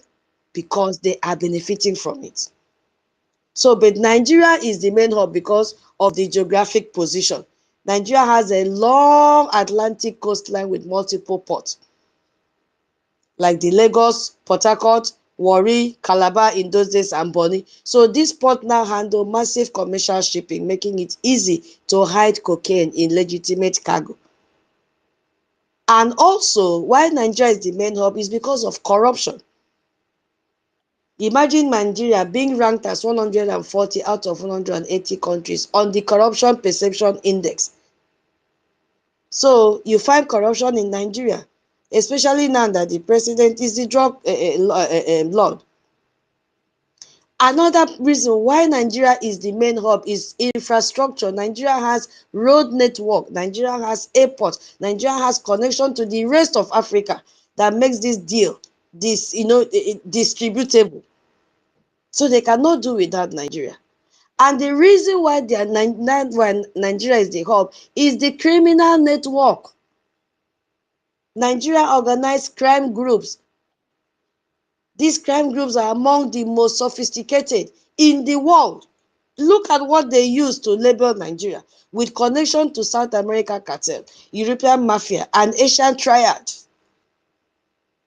You see, you may be asking me, why are you saying like this? I'm saying with evidence because I have evidence to back up what I'm saying. I have evidence, documented evidence of Nigeria's role. In 2006, Nigeria authorities seized how many? 14 tons of cocaine in a single shipping container at Tin Can port in Lagos. This was the largest cocaine seizure in West Africa history at that time. So think about that, 14,000 kilograms of pure cocaine in one container. So if that much got caught, imagine how much will just get through without being caught. In 2010, I am saying with evidence, take me to anywhere. Nigeria seized 450 kilograms of cocaine that came from Chile. 2010, Nigeria seized 130 kilograms of heroin from Iran at Tin Can Port, Lagos, showing that the highway 10 is also used for heroins, not only cocaine. In 2008, Cape Verde authorities seized 679 kilograms of cocaine in two separate operations, cocaine that was banned for Portugal. So between that 2000 to 2004, Italian authorities documented that, I think MID is here, documented that the Calabrian mafia, which is one of the world's most powerful criminal organizations, shipped several hundred kilograms of cocaine from Colombia through Togo to Italy. You see what is happening? And the United Nations Office on Drugs and Crime reported this in March, this March 2025 that just passed, that there is a boom in global cocaine supply and that Nigeria is a major trafficking hub for consolidating cocaine entering Africa and redistributing it to Europe and the Middle East. UN is aware, but they closed their mouth after making this comment. No action because they are benefiting from it. So these are just the seizures that we have. International law enforcement estimate that the seizure represents only 10 to 20% of total drug flow. So if Nigeria sees 14 tons in one container, that means cartel successfully moved 70 to 140 tons that year. Do you follow what I'm saying? I don't know if you're still hearing me. Yes, we are hearing Yeah. you. Okay, thank you. Auntie Tutos, we are hearing you. Okay, this internet, I may be talking to myself without knowing. So now, In that Nigeria, there's what we have as Nigerian Criminal Network, which is the cult groups. You see, that, hey, my people, as our brother said, we have to sanitize Biafra land. Nigeria have spoiled our youth. We have to sanitize Biafra land. They have cult groups. Once cocaine arrives in Nigeria, it is handled by sophisticated Nigerian criminals organization. I'm going to call their names. I'm going to call their names. In 2023, Global Report on Cocaine published by the UN Office on Drugs and Crime. I just finished reading. They published it. What did they do? Nothing. They specifically identified these Nigerian criminal groups operating in the international, not local, cocaine trade. What are these names? Black Axe, Maphite, Vikings, Eye, Confraternity, and Buccaneers. When we were in the universities, we used to hear all these names. But these people have advanced now. Yes, they have the ones, the remnants in the university, and they have their boss out there leading them. You see? So now, what happened is that many Nigerians recognize these names, which is what I'm saying. We all recognize it very well. This group started as a small campus called societies in Nigerian universities in the 1970s and 1980s. And they were supposedly student fraternities. We all know this thing. But they now evolve into international criminal organization. They are involved in drug trafficking. They are involved in human trafficking. They are involved in fraud. They are involved in violence. Politicians are using them. Why? Because of lack of employment. They pay them, give them money, say, carry these drugs. You will make money, quick money, and they will accept. So today, this group now have members across Africa, across Europe, across Asia, across America. They work with the South American cocaine cartel, the Mexican drug organization, Italian mafia, and Chinese triad. You see? Now, let me give you an example of how powerful this Nigerian network are. Remember the name we used to hear that time, Obonnaya Okobo Ivo? Please, if you remember this name, can you just give me thumbs up? Obonnaya Okobo Ivo. We used to hear this name. He's also known as John. I don't know. So he was described by the Ivorian media as the biggest drug trafficker in West Africa. So this Nigerian man, Obonnaya, operated from a luxury hotel that he owned and called the hotel the Free World Hotel in Abidjan, Ivory Coast. That was where he lived. And he owned several other luxurious properties across West Africa. And it did not only end there, he helped different international drug cartels traffic narcotics across the entire sub-region. He was finally arrested in December 2018, but only after years of operating openly, nobody arrested him until that year. Why did it take so long? He had protection because he paid officials. The system protected him. So when Nigerian cult group become international drug cartel and the biggest drug trafficker in West Africa operate from a luxury hotel with impunity for years, what does that tell you about who controls Nigeria? You see a small boy tell you, I'll beat you, nothing will happen. And it is true, nothing will happen. They are all protected. You arrest them and take them to police. The police will receive phone call. Release him, he's my boy.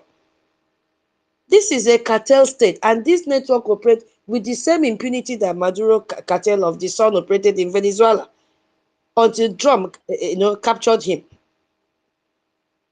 Now, there is another one called the Sahel Express, which is now they're now using this money to fund terrorism. Terrorism can never end. Obasanjo said that all of them are benefiting from terrorism. It is an industry. It will never end. Because now I want us to know that there is a connection. How cocaine money from the Highway 10 directly fund Islamic terrorism in Africa. That same ISIS terrorist who just issued convert to Islam or die threat in Nigeria a few days ago. From West Africa port now, it has entered Lagos and Abidjan. The cocaine is broken down into smaller loads. So they break it down into smaller loads, like 100 to 500 kilogram shipment, instead of that multi-ton containers that they brought. So this container now, this smaller load now are now packed into Toyota Hilux pickup trucks. And we've been seeing those pickup trucks with Boko Haram and bandits in the northern part of Nigeria. Have we not been seeing it? We see it. Do you know that what is inside our drugs? Cocaine. We see them. So this truck now will now form that convoy and travel north through the Sahara Desert. That is called Sahara. They give it a name, Sahel Express. So, and the route passes through northern Nigeria, which is Sokoto. Remember why Trump bombed Sokoto? We have done program on this. That Sokoto shares boundary with the Sahel region. That is where they now bring in the terrorists, money laundering, all this drug trafficking. Everything is passing through those borders free of charge. So they pass through the northern Nigeria, they pass through Niger, Mali, Burkina Faso, Mauritania, and all that, southern Libya. And these terrorists are controlled by Islamic extremist group, the Al-Qaeda, the ISIS, the Boko Haram, and the bandits group. So the cocaine convoy cannot pass through these territories without permission. You cannot pass through this territory without permission. So the drug traffickers pay what they give it a name, a protection tax to the terrorist group. Oh my goodness me. In exchange for letting the cocaine pass freely, the terrorists receive millions of dollars, not naira, millions of dollars. My people, tell me how terrorism will end. And if we still stay in this country because we are doing a lot not to fund our freedom, what is the hope that we have? What hope do we have in Nigeria? Nigeria is gone. Nigeria is gone. So it means that European cocaine money paid by drug users in Paris, in London, in Amsterdam, traveled through Highway 10 to Nigeria, then through the Sahel Express, directly funding the same Islamic terrorists who are killing Biafrans. Did you see what is happening? That same ISIS terrorists that I've just told you, if you don't convert to Islam, you will die. You see? You see what is happening? That Boko Haram, the same one that has killed more than 1 million people since 2009, they are funded partly by cocaine transit fees. So when you hear about terrorist attack in northern Nigeria, when you hear about villages that are burnt and Christians that are killed, understand that part of that terrorism is funded by international cocaine trade that uses Nigeria as Highway 10 main hub. And who is the president of Nigeria? Tinubu. He's fully aware of this. So this is what happens when your country becomes a cartel state like Venezuela. You don't just suffer government corruption. You suffer international criminal network using your territory, funding terrorism and destroying communities. So if you are a Biafran sitting on the fence, waiting for the food to be done and we serve on the table, then we call you to come and eat, then you will continue to suffer.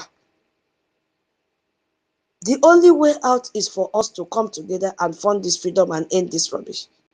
And sanitize Biafra land. From here now, they move to Mediterranean crossing to Europe, where you see our people die in that sea. The boat will capsize, they will all die and perish. Why? They are running away. They've collected a contract, go and deliver these drugs, you make so and so money. They die. Those are Biafrans. So after crossing the Sahara, on the Sahel Express, the cocaine reaches North Africa countries. It reaches that Libya, Morocco, and Algeria. So from there now, it will cross the Mediterranean Sea to Europe. And what will they use now to take it to Europe? They will now use high-speed boats. And we know very well what the boat can do. It can outrun Coast Guard vessels very fast. It can, crossing from that Morocco to Spain or from Libya to Italy at night, very, very fast. They also use commercial shipping containers, which they can hide it in their cargo ship, traveling from North African ports to Europe port like Barcelona and the rest of them. And they also use a private yacht, which is already owned by wealthy people already, who traffic drug disguised as vacation travel. but they are traveling with drugs. So once the cocaine now reaches Europe, it is distributed by European mafia organization. And the most powerful is the Calibran, what, from Italy. This is the group that controls cocaine distribution across Europe. And they have direct partnership with Colombia and Mexican cartels. Oh my God, have mercy. So you see, the cocaine started from Venezuela or let's say Brazil, both of them cross Atlantic on Highway 10, enter through Nigerian port, travel across the Sahara, funding terrorists, and finally ending up in European cities, where it will now be sold between $50,000 to $100,000 per kilogram. Who told you there is no money in it? That is the reason they will come on December time to buy bags of rice and share. This is where they are making their money from, and also from kidnapping. See the money that they are making. With this kind of money at stake, do you think Nigerian officials are not involved in it? They are involved. Do you think corruption is necessary for this to work? It's not. It's necessary. For this kind of thing to work, there must be corruption. Is this the kind of country Biafrans want us to continue to stay? I will yield my mic here. Yeah, because if you look at what this means for us, my people, it is terrible. Because you know what, when this cocaine arrived at our port, if it was a time that this Port Harcourt port are worried, I don't even know if it is only functioning for this drug thing, and they block it for business. I don't know those that are doing business. If they are still smuggling all this cocaine using our port, you see that the Niger Delta, where the Nigerian oil comes from, is also where this highway 10 cocaine enters. Our region is being used by international drug cartel as the main African entry hub. We have to end this thing. You see that the Nigerian criminal network trafficking drug, all these black ass and the rest of them, they recruit young Biafran men from these in impoverished communities. And young people are being pulled into international drug trafficking because economic opportunity for them does not exist. We see violence associated with this drug trafficking that is affecting our communities. So when cartel fight for control of trafficking routes, who dies? Ordinary Biafrans are the ones dying. When law enforcement crack down, who gets caught in the middle? The same Biafrans get caught. Terrorism funded by cocaine transit fee, ISIS or Boko Haram or Al Qaeda bandits, they are killing Nigerians, including Biafrans. So what are we doing? And Tinubu, we've seen in the record how he forfeited $460,000 in a drug case. He does nothing about it to stop, because he himself cannot stay a day without sniffing. Mean itself, he cannot stay without sniffing. So how long will you, Biafrans, remain part of a cartel state that is using your own port for international drug trafficking, but not for you to do business? How long they are recruiting our young people into criminal network? How long will we wait? How long will we wait? Biafrans, we have suffered. We've suffered both the drug trafficking and the oil extraction. Our resources are being stolen. Our ports are used for cocaine. Our young people are recruited into crime. They are massacring our people. They are jailing our leaders. This is why we must be free. This is why you have to fund your freedom. This is why you don't need to participate in any Nigerian politics, but to shut down these criminal operations in our territory, so that we control our borders and make sure that we are doing genuine business to boost our economy. I will yield my mic here because it is terrible, honestly. I don't know how we will talk to our people for them to come together and then fund this freedom. So I will yield my mic. Onyenye, you have the mic. Okay, thank you very much. I really I want to contribute something when something you you said when you were passing by, as in when you were illustrating about this topic, this very topic that you are expatiating right now. You asked a question. You it's not a question. You said something as you were passing by. You said the same route that our people was taking through the slavery, the same that route that our resources has been taken. How long is it going to take our people to wake up, to take this freedom by force? I meditated upon that speech. I was asking myself, how can some of our people wake up when they prefer to go and listen to that Adadiorama who what she is all about saying is gossiping, creating propaganda in order to make money on YouTube.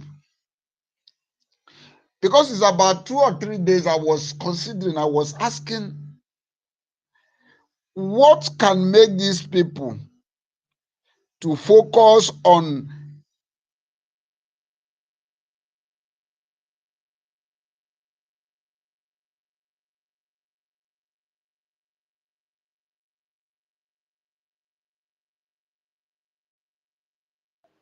We can't hear you, Nyenye.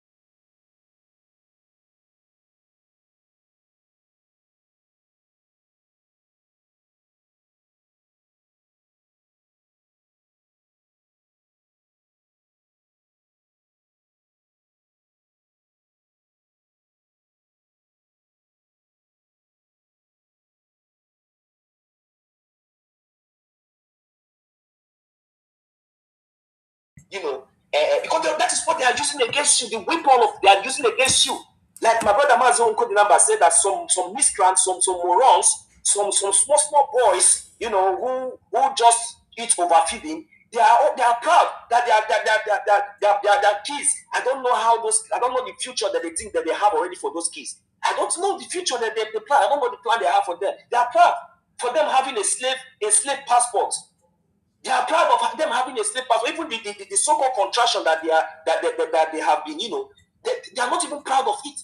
Can't you see how shameless and how stupid? No, as we are speaking now, if these people have brain, they will say that we are insulting them now. This is the same way they said that Mazina Bikano was talking to them. But think about what we are saying. You reason now, you say you are a man. You are a man. Think about it now. Are you not a fool? Are you not a slave? Are you not shameless? Are you not regretting of those nonsense and all those things? You thought that you were raising shoulder. You thought you were proud. You thought you were. But at the end of the day, those things are vanity because you have refused to recognize your foundation. You have betrayed your foundation. And the same way you betray your foundation, those things that you are hoping for will betray each and every one of you. It shall never be well with all of you. Because you think that you are more relevant. You think that this is. Look, let me tell you. The time is now. The reason why I'm saying all these things is that the time will come where all this, all this awareness and all these things, the opportunities will no longer be there. You understand? These opportunities will no longer be there. But my own take is that all of you supporting that contraction, we have seen what happened in Venezuela, according to our topic. My own is that what happened in Venezuela, the worst of what happened in Venezuela is what is going to happen, for good. Because we know that is exactly the only best way for justice. But meanwhile, Biafrans, why can't we make very good use of this opportunity that God has given to us at this particular time? This very good opportunity that the world have come to understand. Because if you check very properly, if you check very well, you will know that it's only the American government and the Israeli government now and the Canadian government. They have also seen there are so many countries around the world that have seen the evil and just that they have not finally visit. But before they visit, how are we going to make it very, very fast? It is our support. Because we as a people, we as Biafras, we as an indigenous people of Biafra, we have taken our decision. We are not Nigerians, so we are Biafrans. So and already we have a government. We have already started this process and we are on it. There is no going back. What do we need to do? We take very good use of every advantages we have now and take advance of it. That is exactly what we need to do. What do we need to do? We have to watch, look very carefully, and know the government, that this government that is speaking for us. We have to understand the meaning of government in exile. You understand? We have to understand the meaning of government in exile. There is no way that we can operate with two governments. That is one thing our people should understand. So, if you don't want to be trapped, if you don't want to be consumed with what is going to happen to that contraction called Nigeria, it is better you begin to locate where you should be safe before it will be too late for you. Because what will happen in that country, in that contraction, don't be surprised. Because we Biafrans we are already out. We are already out. We are asking you now to fund and support your government so that we'll be able to hasten and make very good use of the advantages we have now. There is nothing more. So I'm hoping, I can't wait to see, but all these things that we are hoping to see is still lies and balls with our efforts. So we cannot just fold our hands and say, okay, yes, we have seen. That is exactly what will happen. It will happen. It will happen, but that is not what we are going to rely on. We need to continue to press. We need to continue to push more further. We need to come together. We need to fund. We need to support so that our lobbyists, they will be able to project and, create more. And our land should be, our land should be defended just like as it has been, all this while. It should be defended. It should remain unshakable. It should remain more stable even than before. Because this time around, you see these monsters, they are not giving up. They are not giving up. So that is the reason why, because of they are not giving up, we shouldn't wait until we get any intervention before we begin to act. We need to take a very good use of this advantage and act according to the legal foundation, the legal basis, the legal things that we have, that will propel us or pilot us to our destination, which is Biafra, which is our recognition. We have to focus on that the more, which is our defense and our lobbies, which our Biafran government in Israel are already doing. So we need more funds. We need more money to facilitate this thing very, very fast. Any delay that we are delaying is our own loss. So there is no need. Whether you come in today, whether you come in tomorrow, what we are fighting for, we are still going to get it. Our leaders, Mazi Nnamdi Kanu and our Prime Minister, they must be released. So, and we are not giving up. Even though we are just few, we are not going to give up until justice is met. So you that is standing aside, don't think that you are going to win.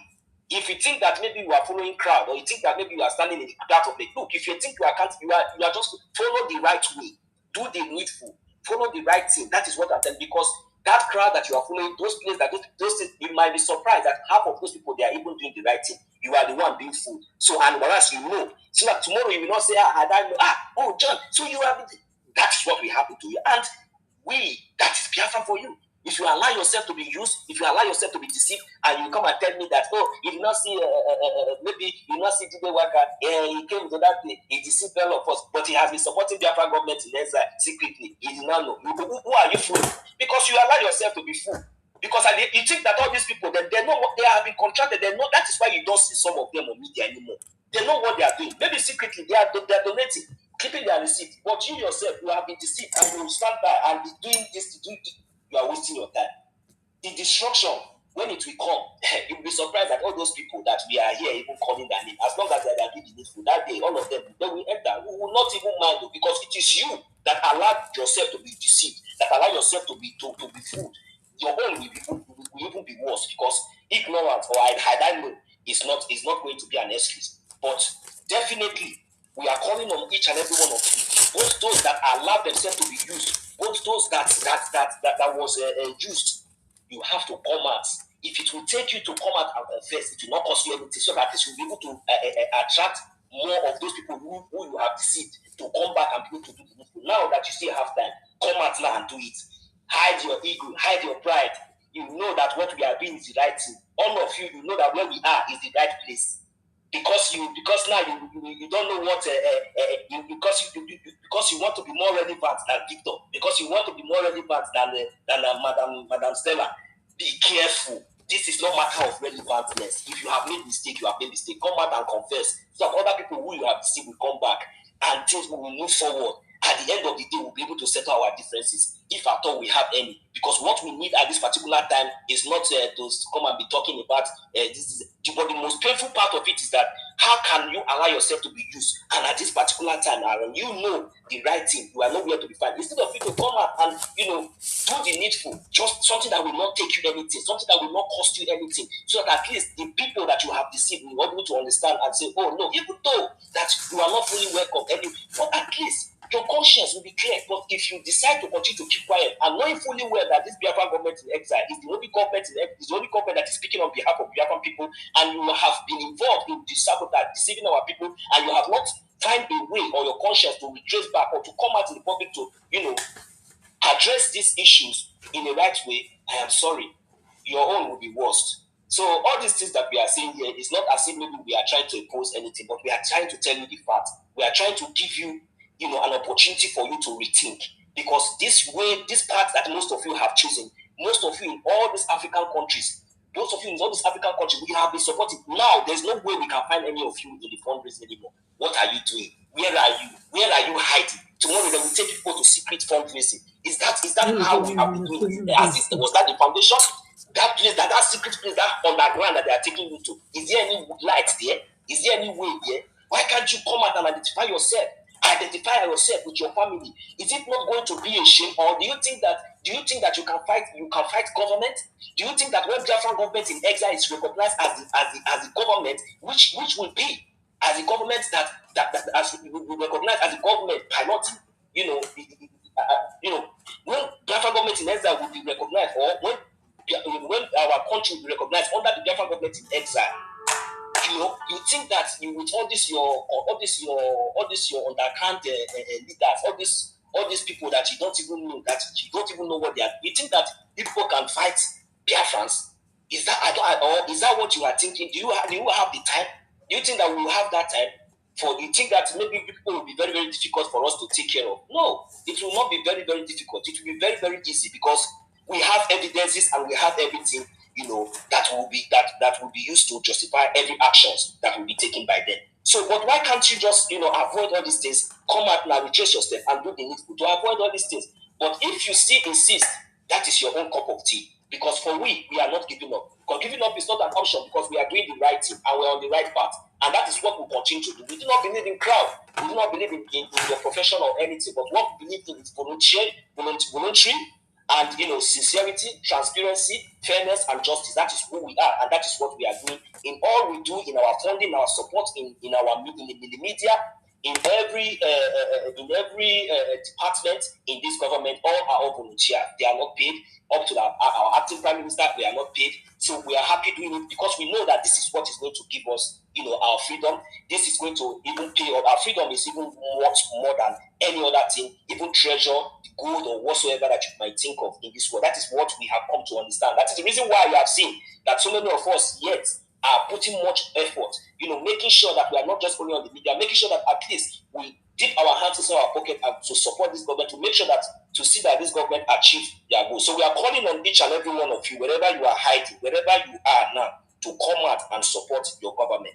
If you do not support this government, at the end of the day, in no distant time, with the way we are seeing progress, the way we are seeing what is going on, the satellite will soon be turned to Africa. And when the satellite turns to Africa, Biafra will recognize that contraction that you are seeing. You will not know that contraction anymore. Our leader Mazi Nnamdi said that is it Somalia? He says Somalia land better than the zoo. That is what you will experience. You have not even seen anything yet. I will leave the mic here now. Thank you very much. May God bless each and every one of us. There were our minister, 1 million. The space will not be complete without your voice. Thank you so much for your submission. Yeah, it doesn't mean that we don't have what to do. Biafrans, that we come out every day to speak. But we just have to speak so that all of you will see the reason why you should not expect a reformation in Nigeria. It can never happen. Anybody deceiving you to wait until our leaders are out before you can fund your freedom, I don't know what to classify you. If you allow someone to confuse you to that extent. We are not taking orders from any of our leaders from prison. It is not possible because we want them to come out very fast and join us in this victory that is awaiting us. So the only thing we need now is a J and a Gemma. There is no long talk in evening mass. We need funding. Mama Betty, are you there? Yes, I'm here. Sorry. When you mentioned that you are going home and it's getting late, I just brought my hand down, No, go ahead. Go ahead. Okay. Yes, Biafrans, greetings once more. I still stand on the existing protocol. My fellow Biafrans, when two people are fighting or when you are fighting with somebody and the person is beating you and you are crying and nobody comes to your aid, it is always very painful. But when you are fighting with somebody and a Hercules, a giant, come to stand behind you, are you not going to be happy?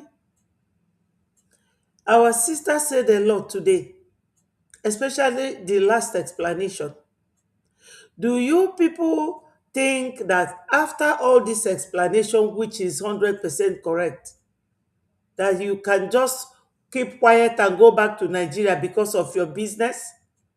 You don't think of your children or your generation tomorrow? I beg your pardon. You know why they went ahead to detain Onyendu Mazi Nnamdi Kanu is not just because he's fighting for Biafra. Onyendu is that is, he poses a very huge challenge to their resources, to their control, because they know that you Biafrans are very hardworking people. You have been silent. You own the oil and gas. You ignored them, and they were taking everything they are taking. And now that we have risen up, they cannot stand it. It's not just because of Biafra that they're holding Onyendu, and they went as far as Finland. So those of you rich ones in Biafra land pretending, how did Nigeria know that Venezuela, that their president Nicolas Maduro and Cecilia, his wife, was arrested? It's through internet. So everything we are doing here and saying, they know, but they are pretending. But time is coming when we are going to treat them the way they are. We will ignore them so much as if they never existed with their billions. But if you don't want to receive that type of ignominy, which is very painful, it hurts when your own person ignores you. We will ignore you people because Biafra is almost here. You are busy giving 2 billion to Fulani.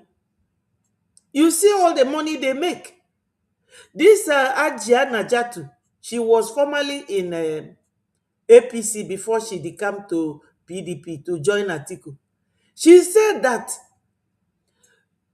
terrorism is a multi-billion-dollar business for Nigeria government. This drug they are talking about, that's what they give to all these marauders, these terrorists. That's what they give them. Where do they get it from? The same source that she has just said now. Nobody even acknowledged or said anything. This is an information that if you don't pay so much for, nobody will give you this type of information. Nobody. And it's a clear information because she was asserting herself here, telling you, I have evidence, mentioning names. Do you people think it's a joke? So the only way out is this Biafra. Look, our APM will work from Monday to Friday, going to Washington DC. Saturday she's on fundraising. Sunday he's on town hall. How do you people support him? How do you? He's the only one going to meet all these congressmen. If you go to our website, you will see everything. None of those pictures is a repeat. Different men, only him. So Biafrans, we really don't have to talk too much. You all know what is going on. You all know, you all hear us.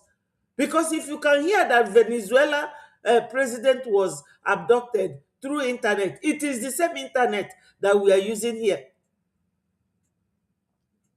Some of you will be pretending, oh, when Onyendu comes out, in your dreams, or when PM comes out, it is what you are doing that will bring two of them out.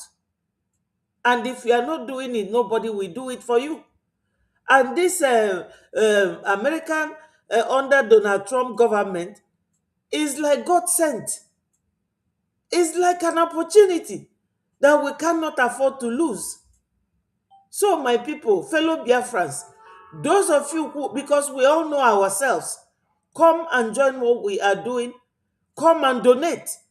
We are not calling you to come and breastfeed us.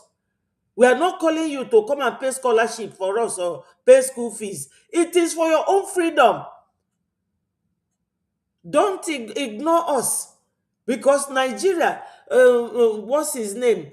What's this man's name? Obida Alafia. He told us what they will do to you people. After destroying every other person, you people are going to be the last. Or you think that they love you. Or they are going to leave you because of your business. They will just finish you off and take your business. Look at now, Obi Kubana has lost his business in Abuja to a Fulani man. What can he say? He just cowed down and came back to the same southeast. This is the thing. They will keep destroying your businesses. The next thing is you. Like Nkudi Namba said, that you sold your brother to somebody. Will that, do you think, like this other man, what's his name, Joey Bokwe and Udele, do they think that Fulani love them? As long as you bear that Igbo name, you are from United States of Biafra. These 40 states, as long as you're from that area, my people, they don't want you. They don't want you alive. So Biafrans, rise up. Ejema and Eje, go to our website. You all know everything. You don't go to China with Naira. You go there with a dollar. Go there and donate for us. And keep your receipt. Thank you, my sister Tutos, for your time. I appreciate you fantastically well. You know that. I love you till tomorrow. Thank you so much. Biafrans, I love all of you. But the truth is, Meyalianaru, shake your body. Shake your body. Come and donate. And let us leave this evil entity called Nigeria. 4 cardinal points of Nigeria is too ugly to look at. So where do you fit in? Show me your friend that will tell you who you are. That is the adage. Do you want to be recognized with a terrorist country where the drug lord is their president? And the other one, their vice, terrorist man, Kashim Shetima. No way, my people. Thank you, tutors. Bye for now. And bye, every Biafran. Have a very good evening. I love you all. Thank you, the beautiful mama. Thank you. You know, I don't know how we'll be talking to Biafrans for them to see the need to fund their freedom. But all the same, we'll not get tired. We'll keep on talking. You know, that is human beings for you. I'm praying to God that the same spirit that pulled everyone towards our Prime Minister should pull all of them to our APM. That's the only way out. Funding is the only way out. Apart from that, no way. So, Biafrans, we are beckoning on everyone. Don't let anyone confuse you. It is only the Biafra Republic government in exile that is the only entity fighting for your freedom. Every other one has abandoned you. So this is a new year. Make sure you maintain your New Year resolution to fund your freedom. There is nothing that the illegitimate government in Biafra land will do for you. They don't care about you. They care about their cartel. Because they are making money from it. They are making money from cocaine. They are making money from kidnapping. They are also stealing money in the name of politics. They are stealing money from fake security vote scam. So they have so many sources to make money from. And they don't care about you. Every time they bring in terrorist prime minister to our land, Iran came, Boris Johnson came. Now you've seen the connection that all these people are in. All of them, give them one name, cartel. And when they're talking about Africa, the hope is Nigeria. Look at what they are displaying. You can never find such a trait in Biafra land. Anybody that is going into that business is not a 100% Biafran. It's a mixed blood. We need to get our freedom. We need to get our nation back. 1 million, your hand is up before I end. Rage and Fruit, hold on for Minister 1 million. I mean, our old hand. Mazi 1 million. I not think say 1 million billion, maybe na old hand. Let's say Okay, Rich, go now. Yeah. Okay, thank you very much. Once again, I thank everybody that has spoken to our people, that has encouraged our people in their ways. But one thing I need our people to understand is that our leader, Maxim Madikalo, our Prime Minister, Simon Ekpa, they were not sentenced to life imprisonment and 6 years imprisonment because they committed personal offense. They are sentenced because they stood up to fight for the freedom of their people. They stood up for the defense of the Biafran people. They stand up against this Islamic jihadist killing, genocide against Christians. That is why that, and they are not also prison for them to be released simply because some gullible and very weak-minded Biafrans would say that if they don't come out, if they don't release them, they cannot continue to fight for the freedom of Biafra. They did not imprison them. So that the moment you say that our leaders must come out before I continue to fight for my freedom, so that Nigeria will just release them to, feel like will just release them to. They did not imprison them because of that. They did not also imprison them because some others, or not. They did not also imprison them because some other foolish and gullible Biafrans will say they must give us instruction. If they cannot give us instruction, I cannot continue to fight for my freedom. So you think that what say if we don't allow our leaders to give us instruction, we cannot continue to fight. Nigeria will release your present leaders. You are a joker. They imprison these people because they are fighting for your freedom, for our freedom, for their own freedom, for the freedom of their country. The only way they can come out right now is either you lend your heavy support to the ROGIE so that we can mount more pressure on Nigeria from the international community. The only way our leaders can be released is either there is heavy international community which can only come through the Biafran Republic government in exile, through your support, through my support. Or our leaders today stand up and say, I am even tired of this Biafra freedom. I am no longer fighting for the freedom. Immediately, they will release it. So anybody that is telling you that you must take instruction from our leader before they fight for the Biafra freedom, know that that person is simply working with Nigeria. When they arrested our PM Simon Ekpa, even our leader Mazina Dikano, one of the crimes they put against them is public incitement. That they made brokers that incite people to do certain things. That is one of the crimes. That is one of the reasons why they imprison them. It's not that the PM came to Nigeria or came to Biafra land and carry weapon and begin to fight against anybody. Then they say incited.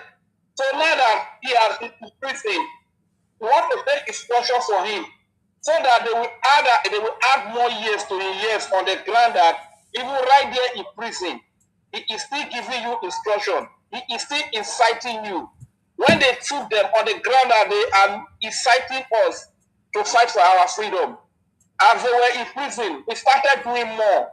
So now you want to start taking instruction from them so that they can just conclude that, oh, can't you see what they are saying? If you right there in the prison, he is still giving instruction to incite them to go to Washington, D.C., to speak to the lawmakers, to mount pressure, so that Donald Trump can bring guns and places on Nigeria, so that Donald Trump can place Nigeria on CPC, so that Nigeria can place sanctions on Nigeria.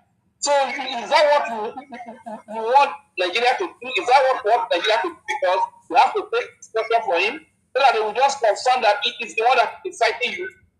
Anyway, it's quite unfortunate that some of our people are so weak-minded, are so simple-minded.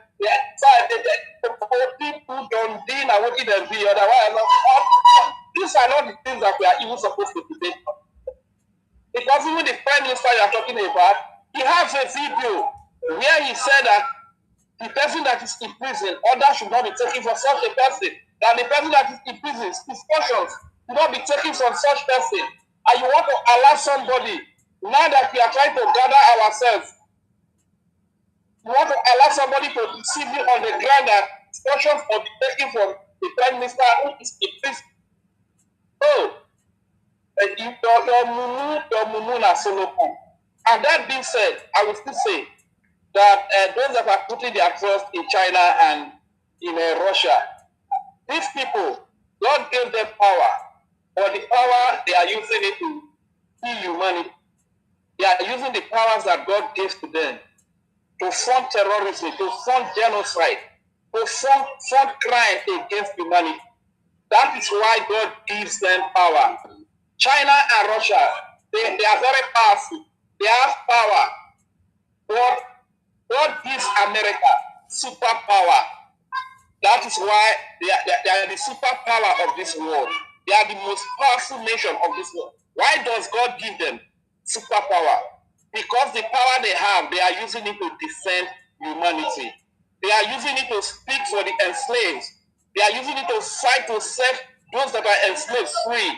They are using it to fight against crime, to fight against jihad, to fight against genocide, to fight against terrorists. That is why America, if far away, can come to Nigeria with one ablaze, just to fight to defend the defense pledge, just to fight to defend the Christians.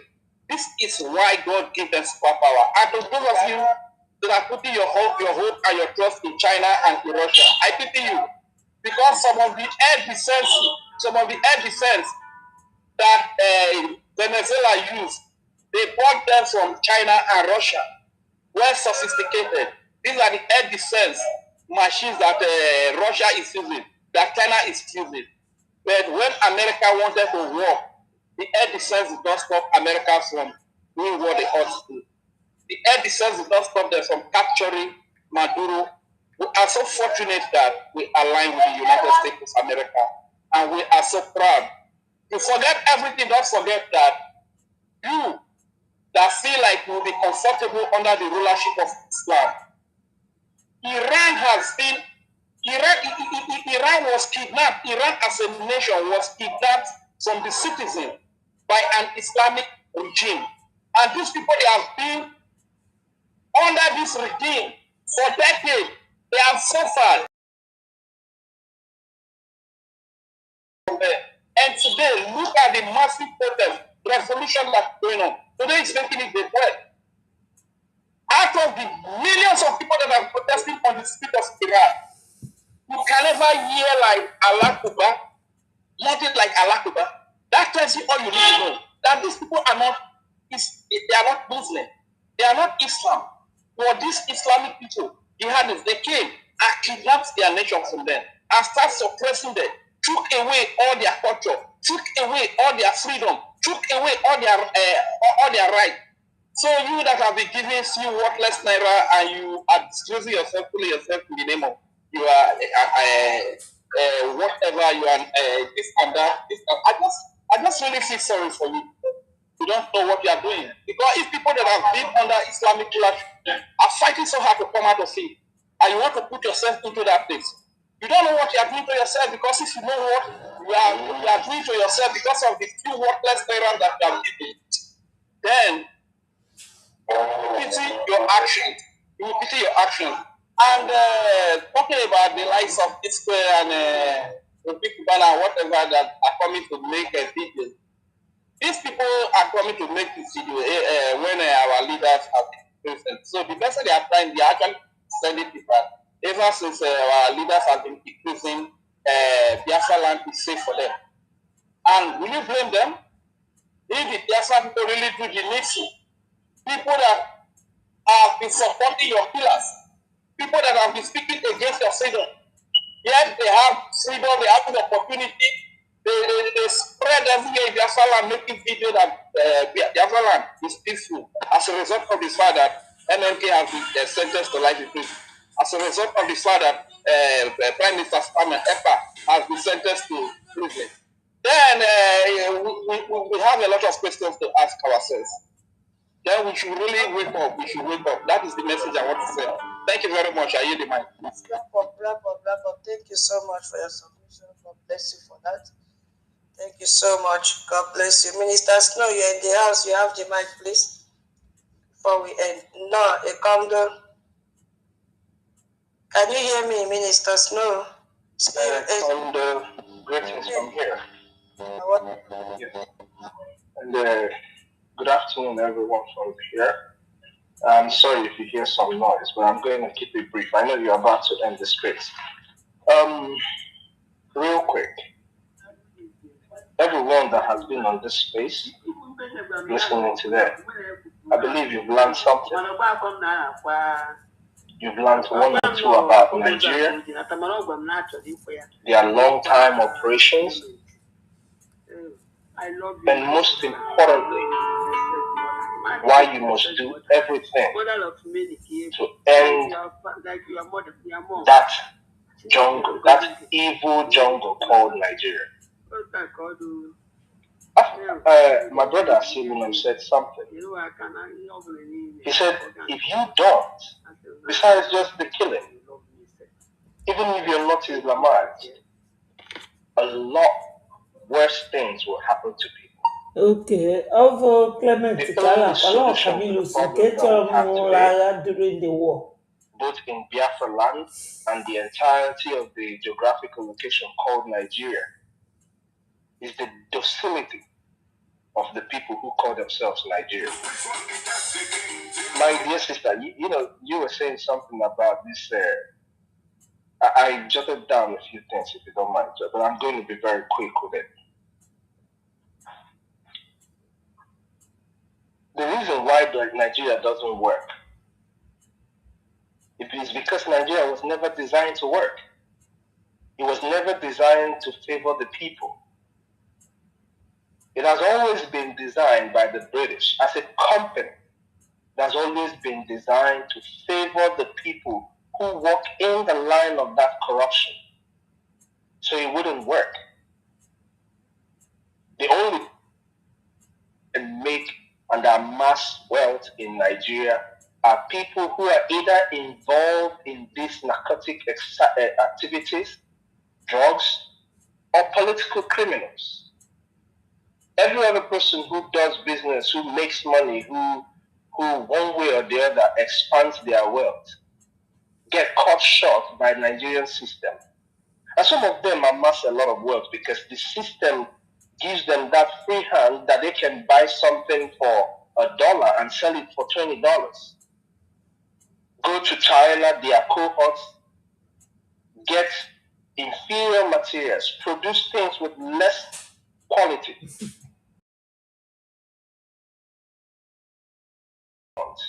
Now they will tell me that, oh, if you come to shipping or clearing, so they have to cover for the money. Okay, we see that from the business perspective, but why does the authorities who help you to clear your goods, why do they have to put excess bills for you to pay to clear your goods? Why do you have to go through that? Why do you have to clear your goods in Lagos and bring it all the way to Onitsha? So you put in all the payments you pay to the, what do they call them again? The people who handle their whatever port authorities. Then you're going through the road, you're paying the ones who are all on the checkpoint, over 1,000 checkpoints in our place. So that's why they do all of that. And you said something about the narcotic activities of Tinubu. I want people to understand, it didn't start today.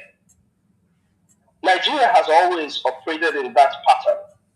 A lot of people here might not know the presidency time of Abacha, but I'm sure MID Briggs, you will know. Sister Betty Ford, you will know. A lot of people here might also know. Abacha, in his time, they were moving drugs back and forth it was the business of the day. So it didn't start today. The reason why you're hearing about it today is because Venezuela is being talked about. Venezuela is not experiencing 5% of what the people in the terrorist jungle called Nigeria experiencing. It is the same, it is almost the same kind of terrorism, because one thing people don't understand, which Afamo was trying to point out here, is that these drugs, they destroy the people. That is why the United States president and the presidency of this very regime are fighting the Venezuelans for the drugs that they put into America. It is killing the people. People don't know, people are making money, but those who are taking these in the streets are dying. Children are dying. People who have lost their path, who rely or who fall on some kind of drugs, fall on these things to keep themselves going, and you see how bad they turn. There are cities where you see people acting like zombies. So that's how it is. If you think for a second that the drug issues in Nigeria just started, then you really don't know Nigeria. And my sister, you said something also about, Tinubu's files not being released. It's not being released because he's blocking those files from being released with lobbying efforts. You don't know they can lobby to close files like that, to prevent files like that from being released. That is why those files are not being released. So when I say this, what am I trying to say? What I am trying to say by this is the importance of lobbying cannot be questioned. So people need to rise up now and fund Brigade so that our lobbying effort in Washington, D.C. will be protected, so that everything that we are speaking and acting back home, the effect in Washington, D.C. will be felt. Lobbying is very important, not just for freedom fighting, but for everything connecting you to another top power, or to people that you need for whatever reason. If you're seeking a contract, you're going to lobby to get that contract. So that's one of the things that I wanted to point out today. People should endeavor to join us on the 18th for the lobby committee town hall. It is going to be a massive one. And as you come, bear in mind that what you're doing is not only fostering what our quest for freedom, but you are actually doing God's work. You are helping the voiceless, you are being the voice of the voiceless. So do what you can. If you think that the problem in Nigeria is going to end anytime soon, you got to think again. Obasanjo was part of it. When you talk about drugs in Nigeria,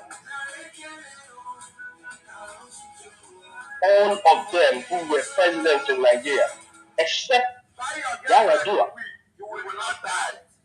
and Goodluck Jonathan. I would say that because both of them, in their presidency, there was no issues of drugs and all of that. It wasn't run by the presidency. But I tell you, when you talk about presidents running drug cartels, you talk about Abacha, you talk about Obasanjo, and now these drug lords said that he's their president. So, I want to advise Biafra, wherever you are all over the world, the most important thing for you to do is to join the liberation of Biafra. People are looking at Venezuela. Some people are in Nigeria protesting that the president of Venezuela was picked up. Meanwhile, the people of Venezuela are jubilating for what happened. What does that tell you? Even if such happened in Nigeria today, you're still going to have people who are going to stand up and tell you, no, never, never, ever. Just like in the North, they're telling you, Israel should never step their feet in the North. Why is this way? Why is it this way? Nigeria is not one, has never been one, and will never be one. The earlier people realize this, the better for each and every one of us. Don't forget, go to www.Biafra Republic Government in Exile, Biafra Republic Government.org. All spelled full. Biafra Republic Government. Like our sister Betty pointed out for the Namaro. Anywhere you are, www is a world wide web. You can make a donation from anywhere you are in the world. Go there, make a donation, and lend your voice. We must all lend our voice. We must all play our part for the freedom of our people. Very, very important. Thank you, everyone, and may God continue to bless you all for being here. May God continue to strengthen our leaders and our defense forces who are making sure that our mothers, our sisters, our fathers are protected in our homeland. And may God bless you for always being here to do the right thing. Shalom, everyone. So that's to show you that he's not only interested in himself, but Dalu, our original CEO is I've been waiting to hear your voice. It's been long. Speaking to Biafrans, there is no other way out than to fund our freedom. And he has also reminded us of the town hall meeting that we have. Our information minister has shared the flyer out there. 18th of February will be for lobby meeting, town hall meeting. If you love what our lobby is doing and will continue to do and have done in the past, creating awareness for us to be where we are today, to the extent that the American government has given up their listening ears, please come on the 18th of January, start now and prepare. And also, general fundraising. Also know that it is your duty and obligation to pay your liberation tax before 15th of every month. Italian and people. I put a member space me. A guy can contact admin, ask an announcement, get legal. Go and pay your liberation tax before 15th of every month. All of us here, we belong to one admin, one state or the other. Go and pay your liberation tax. Contact your admin back home. Go and join your Telegram group. Liberation tax have to be paid before 15th of every month. So if you have not done that, please kindly do so immediately before 15. God bless you as you do so. And then we have another town hall, all continents combined town hall meeting, 1st of February. So this one will come. Yeah, okay. This is 1st of February, all continents. 1st of February, same time, 7 p.m. Biafra time. And then we have 25th of January, USA North and South Town Hall meeting, same time. Okay? Ministers, no, your hand is up again. Yes, I just wanted to tell our people, those who are doing business back home. In Biafra, you will have a better environment to run your business. You have more people to service, you have more people to transact with. You know, all over Africa, you will be able to do your business. So, do well to give us your IOU loan. And for all Biafrans, Igbo people, whatever you choose to call yourself, that are waiting for America to come and help, I want you to America coming to do anything in the territory you call Nigeria, or to help to see that Biafran people are not being slaughtered. So taxpayers like host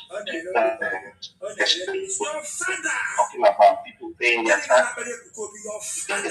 There's money to make sure like stop the hypocrisy. It takes civil war of Biafra. The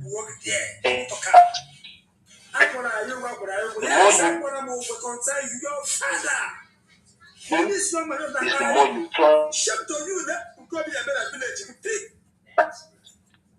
we Minister Snow, you're breaking. It's very. I see your name is I'm sorry about that. I was just trying to stress on the fact that people need to really in paying their taxes. Your tax is a duty that you owe your land. You keep saying this every time, and people think it's just a joke.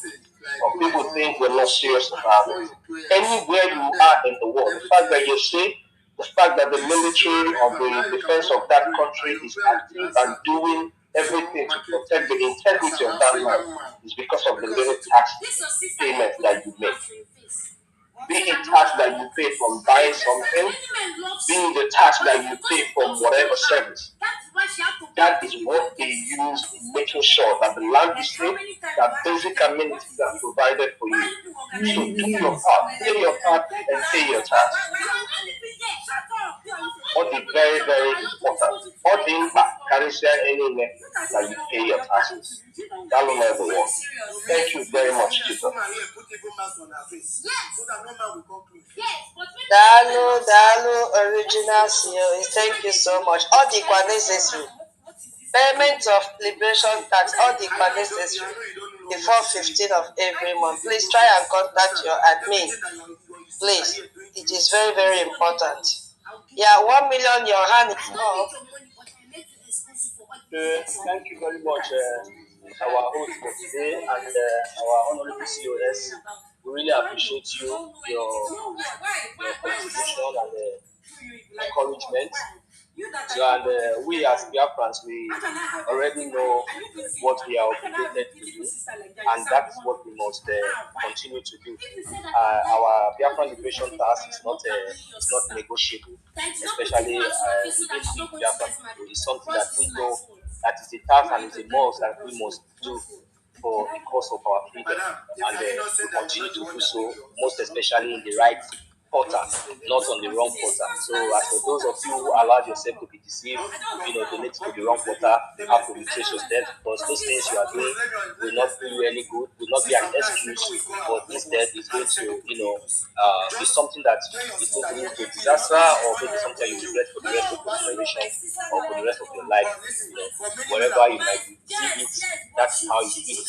But we all know the right path, to trade. So we must trade on that path. So another thing is that as for those of you, those teaching so-called, because sometimes we call government, I don't know the reason why. Well, there's no need for me going to that area. But just only one voice. Not only coming out to put your money. All these people, they sat on top of our progress, and they think that it's something that they will continue to sit forever. That is the reason why none of them is speaking. Because most of all these people, we can count them if we want to count them in number. We can mention them by names and count all the people that are holding us back. We already identified them. If you identify yourself with such people, but we know the main key people, because if people, at least one of them to speak, not even contributing, not even giving anything. The millions and others that they are sitting that is looking up to them, that this person have not done, this person is not doing. It's going to not receive that as a opinion, so that is but other people who have seen the right path and who have indicated that yes, this is the path, no matter anything, this is what we expect. At least you come out to talk. There are so many people who are under you, who are looking up to you, who know this kind of thing. That will be since you have already just identify yourself, but no. But at the end of the day, time will come when most of you will be looking for a way to identify yourself in this Biafran government. Then there will be no opportunity. Today you have the opportunity, if not for even supporting the plan, you have the opportunity of for you to just make only one vote, for you to say that look, this atrocity against our leader Martin is equal. this atrocity against the Biafra people is unacceptable. Just for it that the Biafra government in Nigeria, that you are seeing what the Biafra government in Nigeria, agreed for not because of Nigeria, not because of the sea, but because of your own people. To say them, tell them the truth, but still you people will be there pretending, going to Biafra land, neglecting that effort of the Biafra government, the Biafra government in homeland that make that place peaceful. But that place is not peaceful because the Nigerian terrorist army are there with their army every checkpoint everywhere. But you yourself, when you are coming, you still think there, and you think that you come in peacefully and you go peacefully, you think that it's not, you just like that. No, the Biafran people are rising up and they are taking charge, they are trying to make sure that they control and defend their land against all these things. Because as for you, you are one of them, so you can come and say peaceful and because that is what you are contracted for. Because if not for a time like this, you wouldn't have come and making such videos. Because I cannot remember when or last in how many years ago you visited your homeland and start talking about politics. So please, Biafrans, for those of you who have been ignorant under all this for looking forward, looking for a day or when all these criminals are going to stand up to speak, just like as our leaders, Mazi Nnamdi Kanu and our Prime Minister, they have risen up and speak to open our eyes, to awaken our consciousness to these atrocities that we are now facing. Please be warned, be careful. Let us trade on the right path. Only Biafran government in exile, and the website is there in the open for you to access to get anything you want to know, any information. Go there and do the right thing. With or without you, this is a collective effort, knowing it. With or without you, it doesn't really matter whether we are few or one or two man stand. Biafra will be recognized. Biafra is safe, and we are not giving up. So this is an opportunity for you to retrace your step, retrace your conscience, do the right thing and save your life, save your generation, save your future. Forget about your useless life because you yourself are very useless. Just think about your children, your generation, compete for them and do the thing. Thank you very much. Thank you so much, Mr. Wong. God bless you for that. Yeah, Mary, how about when we are mending this space? It's 12 midnight here. I need to put my head down. So please, if you can manage 3 minutes, I'll be so grateful, okay? Yeah. I might as well give them that 3 minutes, eh? Just Okay. no, I don't panic because I don't go in and I need Okay. so, a condo see a condo Yakarawan. Our Honorable, our Minister, Mr. Snow, good evening, sir. Good evening, Biafra. Good evening, Mommy Betty. Good evening, our leader. Good evening, our president. Good evening, our Charekun. And good evening, our Honorable European Rep, MID. Good evening, sir. Good evening, all the lovers of freedom, because we are here to let the world know, they like it or not, we never be a Nigerian. Number one, they should not make mistake that we never be a Nigeria. Nigeria too is not a nation, it's not a country, it's just a name. Of course, if anybody want to say the truth, if any leader in this whole world is not like this, what do they call now, Venezuela. This is the name of their land, they give it to them. But Nigeria, the country they colonized them, they changed their name to their normal land of the name. It's only the construction of Britain. They don't want to, because they know why. And the people accept to answer Nigeria. They don't want to say the truth. And we are here to tell the whole world that if them love their life and love humanity, this is said the truth. Because we Biafran, we stand for truth. We never drag anybody land. We never go to anywhere force any woman being to be what we are, and or to live what they are to be what we are. We never do that. and I'm a Biafran woman. My name is Mary. I come from Ebibio land speaking Biafrans, and I'm proud. Those children, those big tummy children, where they say they die for hunger. And yes, that is the truth. Our mother died, our father died, our sisters died, our generation, because they want to wipe us out on the suffering of this earth. But they are not God, they are not nature, who gave the spirit of this earth. And we stand with our own authority, with our own land, the God of our land, no matter where we are, because we are everywhere. Our spirit, our mothers, our fathers is everywhere. By kidnapping them, by stealing them, by suffering them, and they burn us from everywhere because women spread like a wild grass. Amen. So you can't stop that. And we are here to remind the world, the good leaders, the bad leaders, the sucking blood, the worshipping of the demon, the worshipping of the nature, the worshipping of Almighty God, who created heaven and earth, all what belong inside. He did it, not woman. It's a spirit. That is what I'm talking about. Because he will pay all of us according to what we did in this earth. It can be short, it can be long. It can be very fast, and it can be a little bit delayed. I say this to all humanity. You can't stop what you did not build. You can't stop what you cannot give. And that is the truth. And that is the warning for all of you people. Because when the nature starts its work, you can't stop it. Your money cannot save you. Yes. But the truth can save humanity. Your lies cannot save humanity. It will destroy more and more. Yes. Thank you. So, my people, stand with the truth. Fight for your life. Earn your freedom. Don't stand in the sight of the lie.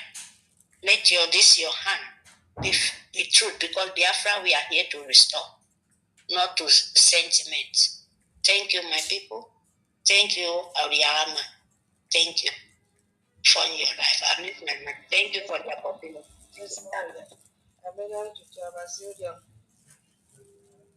God bless you. Yeah, MID, tomorrow is another day. Please let me just put my head down. It's very late here and I need to go to work tomorrow. Thank you so much for coming. All MID, right, are you that's there? our friend. It's fresh. Thank you, my sister. Can you hear me? Yeah, please, don't be happy to give me 2 minutes. Please. Yeah, there were our Lord. Our Lord, God bless you. What I have to say, what I can say this time around, apart from greeting of your friends here present, is very simple. See, Venezuela has been the core and the hub of illegal, what we call smistamento, of illegal and illicit acts. And I can see Manuel Macron being connected thereof. But however, America and the world that needs peace and the world that needs legality has superseded them. So there is nothing that they can do. What happened to Venezuela President Maduro is also what is going to be the replica of the zoo. Just as you said, let us make a correlation between them. So nobody should have a kind of barbarism. We must continue to support Biafran full independence, and nobody should go against the government being led, government in exile being led by Okechukwu. That is what I can say in reason to what it was summary. And God bless our people in nomine Pater, Filius, et Spiritus Sancti. In secular MID, I've been waiting for you since when you were talking about the the cartel group in Italy, but you were not there. All the same, tomorrow will be another day. Thank you so much. I wanted you to explain what was happening in Italy. Thank you. God bless you. Thank you, dear friends. My co-host, are you there? Are you guys there? Please give your closing remark if you are still there or you're in the other room. If you can speak. Yeah. I've been listening. Thank you very much Thank you very much, all Biafrans, for coming. Tomorrow is another day. Our prayer is that Biafra, this is the time for Biafra, and every Biafrans, we need to put our hands on the deck to make sure we get it right this time around. If you are among those who are going up and down listening to all these gossipers, all these propagandas, come to the real government. There is gossiping that you have been hearing for a long time. Why are you still interested of gossiping? Listening for those who will tell you, okay, do this, this person do that. Enough is enough. Thank you very much. I'll leave my mic, yes. Thank you. Thank you, my two co-hosts. Thank you so much for your service today. Thank you, everyone, for your service. Thank you, Lisi Gayaparawa, for your service. I really appreciate you. And all the great speakers today. Thank you so much, Minister Honorable Original COS, Onyeka, MID, Minister 1 Million, Minister Mary, Minister Mama Betty, Minister Rage. Oh my God. Everyone that spoke today, and to all our listeners, without you, we will not be here. Thank you so much. Yeah, I still have 2 sections I have not been able to touch because I need to sleep. Because I wanted to also introduce how they transport this oil, but time does not permit. Maybe if I have opportunity to host space again, I may bring it up. Thank you so very much for all your contribution. It was a great day. Yeah. So Biafrans, we have to decide on what we want. I'm telling you, we have to decide on what we want. The system is exposed. We all know what has been hidden, and Nigeria is even worse than Venezuela. We have to leave Nigeria. So we have 2 choices. Either you wait, hope Nigeria changes, hope the international community intervenes, hope all companies become ethical, or even hope that the African nation will develop principles. Or, like, Venezuela, 8 million refugees made that choice. Now they have no country. Or you fight for your freedom like Somaliland did. Build your own nation, control your own resources, and govern yourselves. And that can only happen with AJ and Ijemba. Because if you are choosing a second choice, it requires documentation. It requires international lobbying. You see, and all these need money, AJ and Ijemba. All of which require funding from Biafrans. So I will ask you, are you ready to invest in your freedom? Or will you watch your children grow in the same oppression, under the same cartel, with the same massacre? So the time to act is now, not next year, not after next election. The time is now. So you have to bring your J and Ijemma. Always remember to share the space.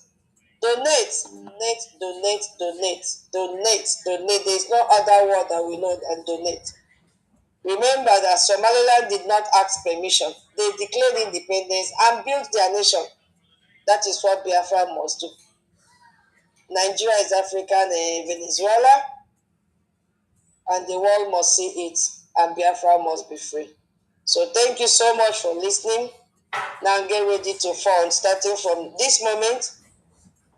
The fundraising that is coming up on Saturday, the lobbying committee town hall on the 18th, everything. Just be ready, and God Almighty will continue to enrich our pockets and give us the grace to contribute what we have, and they touch the heart of the millionaires to give us their investment as IOU. Thank you so much, everyone. Thank you. Good night from here.